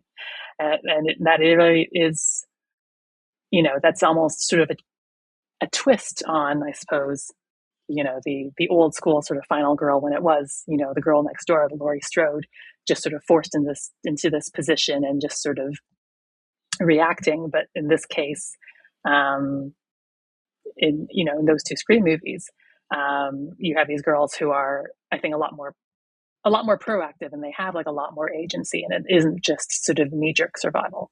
Um, and it's very empowering to watch things like that. Yeah, I think coming of rage might be your subgenre. I feel there is a Yeah. theme throughout your work, and I certainly anticipate that will also be the case with One of Us is Already Dead. Possibly. And is there much that you can say about that project? I know that you've said before it's Blair Witch Project inspired.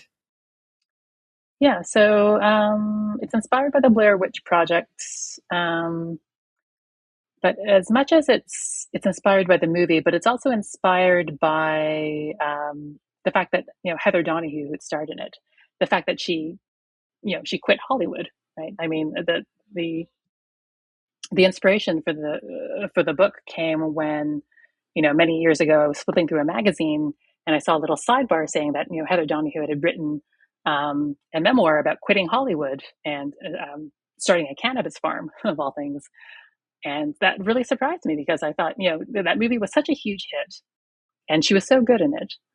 Um, but yeah, she just sort of disappeared from Hollywood, and so of course, my writer brain was like, well, what if the events of that movie were actually real, and that's why she got out of acting? So that was the that was the seed for the origin of One of Us Is Already Dead. Um, I also think of it as it's my midlife crisis horror novel. Again, I wrote it during the pandemic. You know, I, I'm in my 40s, right, and my age never really bothered me before, but during the pandemic, when you know we were all in lockdown, I just sort of started getting this feeling of, this is time that I'm never going to get back, right? So that sort of feeling combined with, the idea of, a found footage movie in which things, not everything that happened on film was fictional, that sort of got mashed together, and, that became that book. And I wonder, in terms of the presentation of the book, does it mimic a found footage film in the way that Slasher Summer kind of mimics a slasher film? Is this an area of concern now where you're almost writing the literary version of these film subgenres? Yeah. So the novel itself is actually not, it revolves around a found footage movie, but it's not found footage style. There's sort of, flashbacks to what happens during the filming of that film. And then there's sort of there's a current present day timeline, but um, it's not like a found footage style book like, episode 13 or October Film Hunt, right? It is still very much sort of a traditional narrative. And I wonder too, as we're talking a lot about movie references and movie structures, do you write for the screen? Do you have aspirations to write for the screen? Because it feels like it would be a good match. um, I've thought about, like, I would love to learn screenwriting. I just simply don't have the time right now. And I actually did try ages ago, my YA novel, Summerwood Winterwood. I actually tried writing a graphic novel script for the first half of that book for Summerwood. And that was just like a really interesting exercise because I think it was a lot like writing for the screen, and you realize like how much you can't rely on interiority. Like, it was a really interesting exercise in how everything really has to be shown, and you know, and you can't really. It's much harder to get inside a character's head. And so I think writing for the screen. Yeah, like I said, it's something that I would love to do. It sounds like it would be like a really great challenge, but at the moment, I just don't have Yeah. Time is the enemy of a lot of us. time. We have far more creative aspirations and ideas than we do time. But goodness, I mean, you're maximizing your time, and not just with writing, but also with food preparation. Again, Oh, another yeah. interesting thing I found on your website. Oh man, yeah. I'm the queen of food prep, I suppose. It just Is that never ends. something you're still continuing to do to this day? If we were to look inside your freezer, which I'm not saying we should do, it's not that type of podcast, but do you have different pieces of Tupperware labeled with different meals? Yeah, I still have lots and lots of containers in there. I did stop making my own pasta sauce though, because again, I just ran out of time, and so yeah, I do buy store bought now. Um, but yeah, it's still, I do still do a lot of batch cooking, throw it in containers and put it in the freezer because again, like I don't have a lot of time. It's just a lot easier to assemble a meal than um, go through a great deal of effort to, make something that's incredibly complex. Yeah, yeah. No, I find when I'm cooking, I at least listen to an audiobook or podcast. So Mhm. it's like, well, the time is not just being wasted on cooking a meal. I mean, even though it's a delicious meal, it still feels a little bit like dead time if I'm just doing that. So I try to maximize it by combining it with something else. So there's Yeah, my I do yeah, listen to a lot of audiobooks that way. yeah, yeah. Well, what is the latest audiobook that you've listened to? Um, oh man. Um, I'm drawing a blank here, but I think this probably isn't the latest one, but this is the one that I think had the most impact on me. Mm, It's the diary of a provincial lady by E.M. Delafield, I think. It's from the 1930s. Um, Last month in June, I was just so busy with, I guess, finishing up a draft, plus, all the Slasher Summer promo, that I kept starting a lot of books, but then abandoning them. Not because they were bad, but just because like my brain just couldn't process them. But I had the audiobook from the library for the Diary of a Provincial Lady, and that was really just what I needed, right? Because it was written in the 1930s, and it's just sort of that very sort of English diary style, right? Like Bridget Jones' diary, from the point of view of, I guess, a lady, excuse me, in the 1930s who like lives in the country, and it's just like her day to day life, her interactions with people.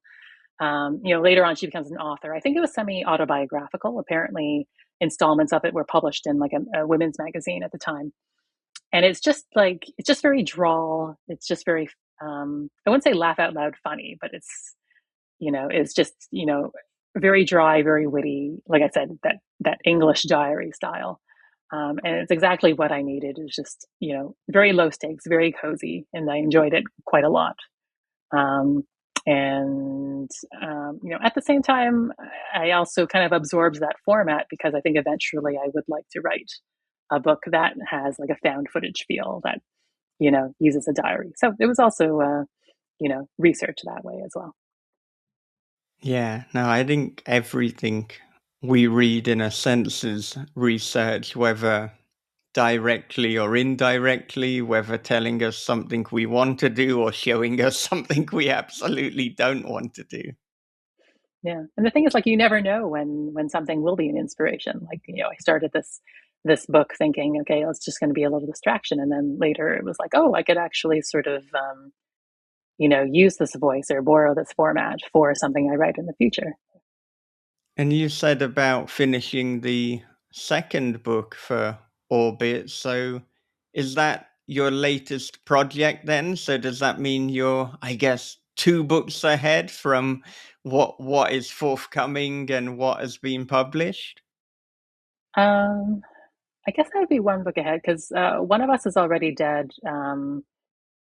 It is pretty much done. Like it's been finalized. So I think we're just waiting for the pub date. So this is, I guess, the second book I have in my contract. And so, yeah, I mean, I guess we'll see how it goes. I don't know.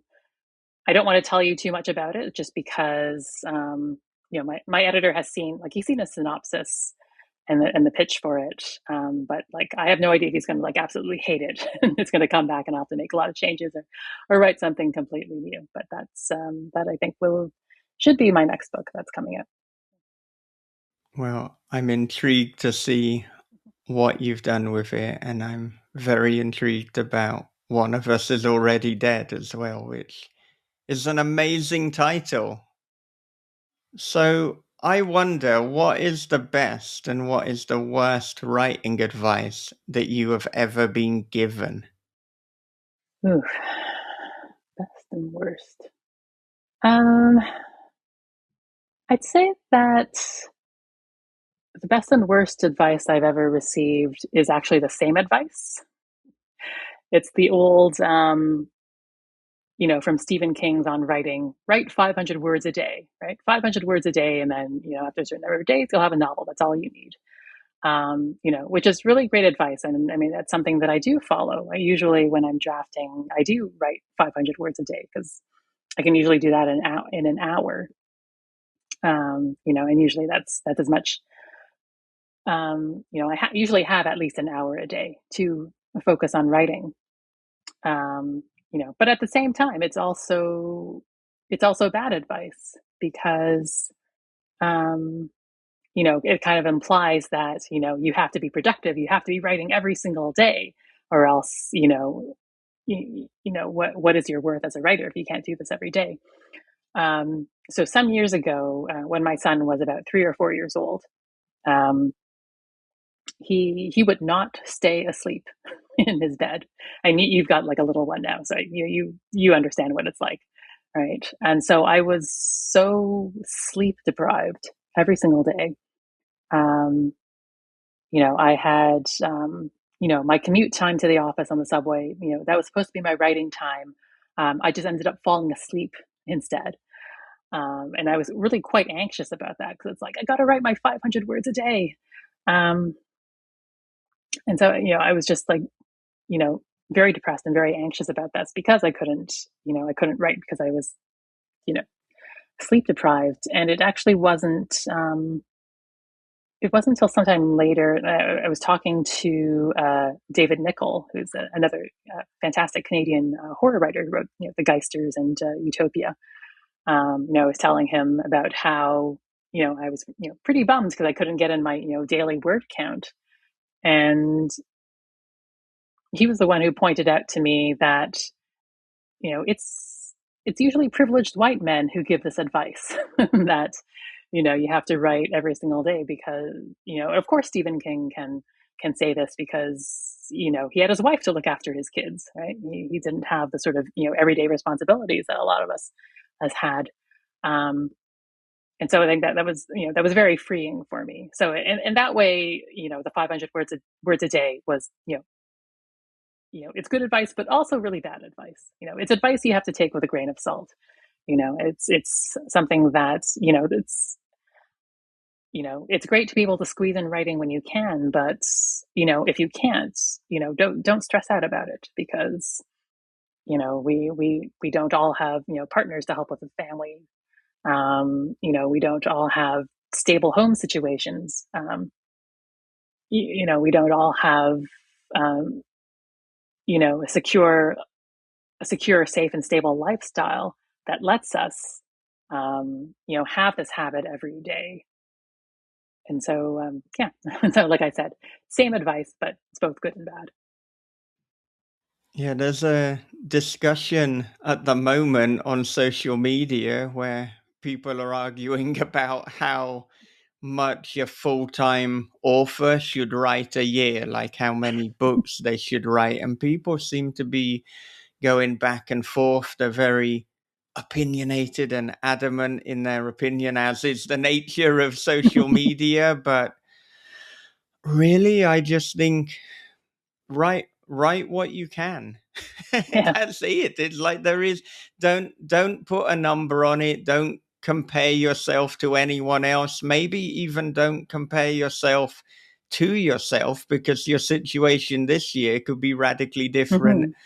from the previous year, and just be beyond everything, enjoy writing, write the story that you want. But it's the moment, I've found at least, when we get caught up in other related to but not writing itself elements that we lose track of the writing. And if we're worrying about how often we're doing it, if we're getting into marketing or selling mode at the point of creative mode, well, that's the death to Hmm. creativity in Yeah. itself. And there's, And I think people just go so caught up in the rules, right? They yeah. think that they you have to meet a certain like batch of criteria or else you can't call yourself a real writer.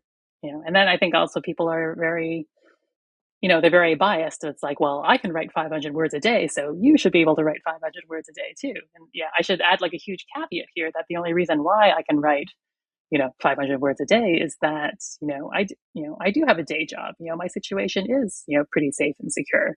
I'm lucky enough and I'm privileged enough that I can do this. There are things I don't have to worry about. um my housing or, my grocery needs, that kind of thing. I'm extremely lucky that way, but, and I don't have any chronic mental health issues. So, other people, like, you can't compare yourself to me. I'm just extremely fortunate to be in a situation where I can have these habits. So, what advice would you give to your 18-year-old self? Um, so I think this kind of, I guess, ties back to, I suppose, the themes of identity and stuff that we've been talking about, with Slasher Summer, and I guess my own experience. Um, I would tell her that you don't have to try so hard to be the person that other people think you should be.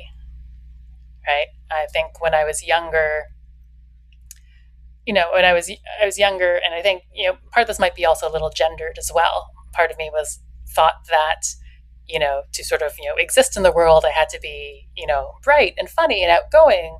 I had to be the popular girl in the '80s film.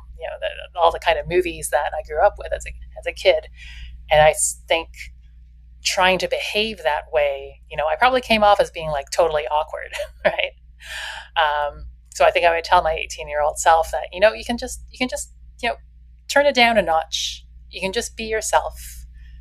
You don't have to you don't have to smile and giggle so much. You don't have to you know be the person that you think you're supposed to be. That would be my advice. Yeah, and it's exhausting. It's exhausting you know trying to play this role, trying to be what you think you should be, how you think you should present yourself to the world. It's very exhausting. It's very tiring.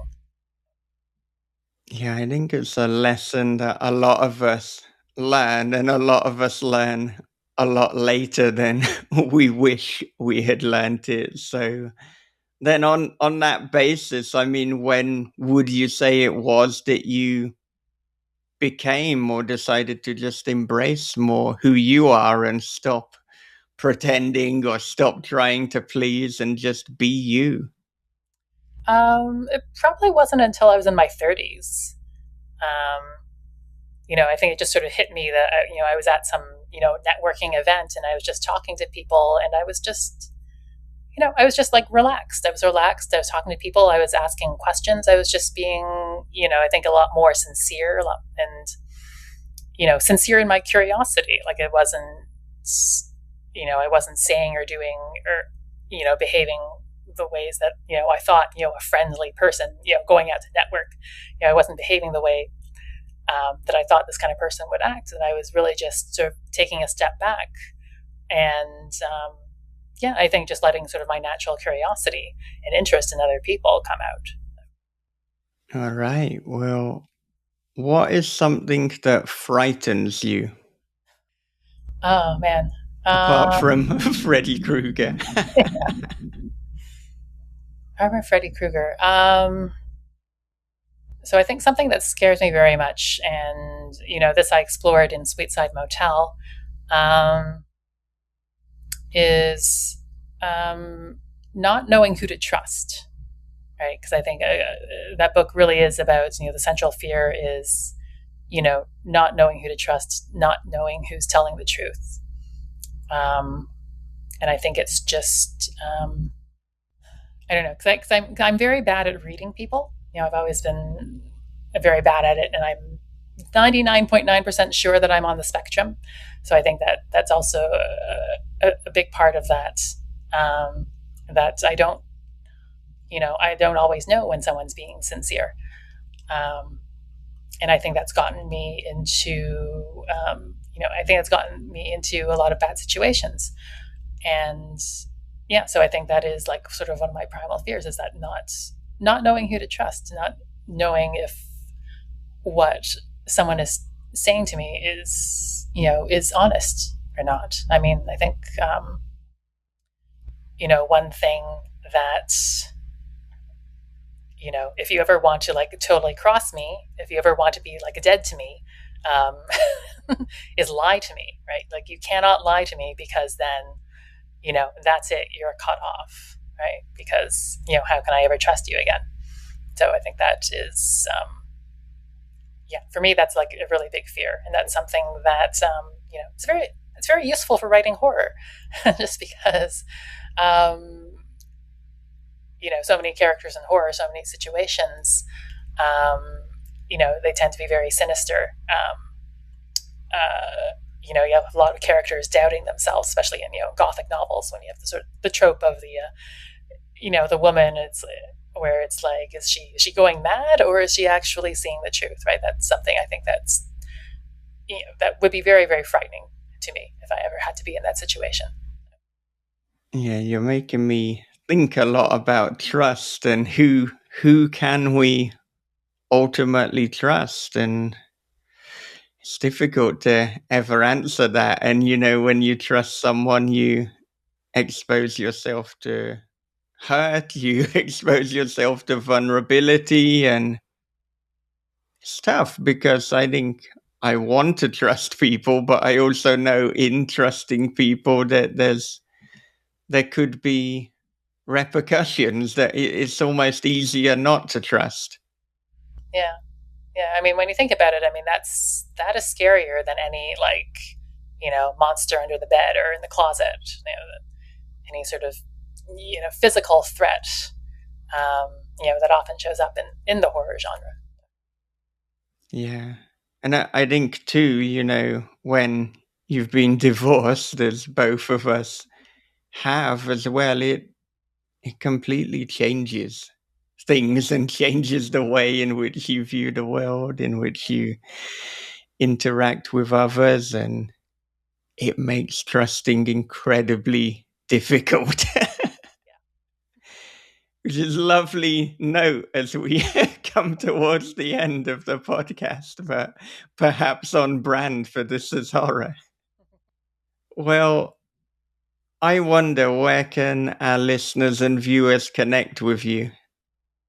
Yeah, so I've mentioned my website before. I'm at elainechen.com. That's my website.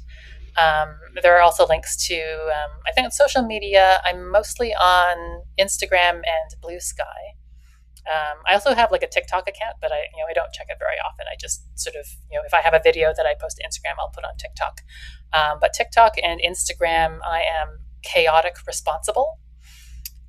And Blue Sky, I'm just elainechen.com. Yeah, in terms of social media and in terms of putting up videos and putting up posts, I mean, how do you find that balance, and how do you find kind of what to put up? Because I find there's almost this demand now for us, particularly to put up video content, but I never want to put up anything that feels inauthentic or forced, and that's why 99% of the video content will just be clips from This Is Horror podcast, because at least it's like, well, this is real. This is not putting on a front. Yeah, that is actually something that, I think I told the marketing and publicity team for Slasher Summer right away, is that I don't do videos. Like, I'll make unboxing videos. I might do the occasional video, but um, I will not make videos with my face in them, in which I'm talking to the camera, just because it just feels, for me, it just feels very fake, like talking to someone. Like, I know I would probably come across as being like incredibly like awkward and inauthentic. Plus, I never know what my face is doing. Um, that being said, like, I do actually have a video on there showing, on Instagram, showing the different editions of my book, just because it just seems like the most appropriate and like quickest way to actually share what the different editions are like.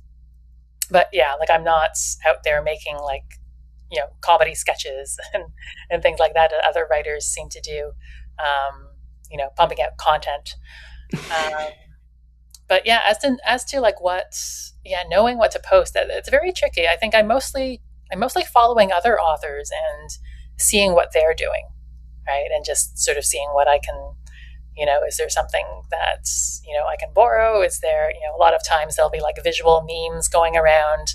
Is that something that I can also quickly put together in Canva. Um, but it is, yeah, it is time consuming. Because sometimes you feel like you need to post about something like, oh, my book is coming out in 1 week. Okay, I need to come up with this graphic, and then next thing you know, um, that's like a couple hours taken out of your day, not just putting together the graphic, but writing the post and writing the alt text for the image, and then actually putting it out there. It is very time consuming. So I'm trying to sort of pick and choose what I do. Yeah, I think as well, part of the time consuming nature is just how there's not one dominant social media platform. So half the time it's cross posting to every single platform. And then if the platform has hashtags as well, it's like, well, now I've got to slightly alter that as well. I probably shouldn't use writers of Instagram on TikTok. So I think it comes back to what we've been saying throughout, though, and being authentic. And I couldn't do a high energy video like Clay McLeod Chapman, but he could because he's Clay McLeod Chapman, and that is authentically him. But I don't know, it's a personality thing, but I think as well, huge generalization, but I think like British and Canadian people are a little bit less out there than like the American bombastic, larger than life videos. Maybe the American accent helps as well. I'm not sure, but yeah, it would Yeah, I think, feel. yeah, probably, yeah, Mm, British Canadian and plus, Chinese Canadian. It's like we're very reserved. We're taught to not talk about ourselves and not make a big fuss. Yeah, I think that's maybe the part of it. Who knows? yeah, yeah. Well, again, thank you so much for spending the majority of your evening chatting with Well, me. you're This has very been. welcome. This has been great. Like I said, like I've listened to the podcast and I am a fan. So this is like this is a writerly bucket moment for me to actually be on the podcast. So this is really awesome. No, I really appreciate this, and yeah, you've written a great book in Slasher Summer, and I want to do this again for one of us is already dead, so That would be wonderful. hopefully, yeah, we can make that happen. But before we go, or as we go, do you have any final thoughts? Oh, any final thoughts? No. So maybe one thing that I can say, um, because people have been asking me if there's going to be a sequel to Slasher Summer. First of all, I don't know. I don't know. That's still kind of up in the air. But I just wanted to sort of give a little teaser that if I were to write a sequel, because I do have ideas for a sequel, I would bring back a character that people think is dead. So that's my little sort of ending teaser. That is the bombshell to go out on. Thank you very much again. Yeah, you're very welcome, and thank you for having me on.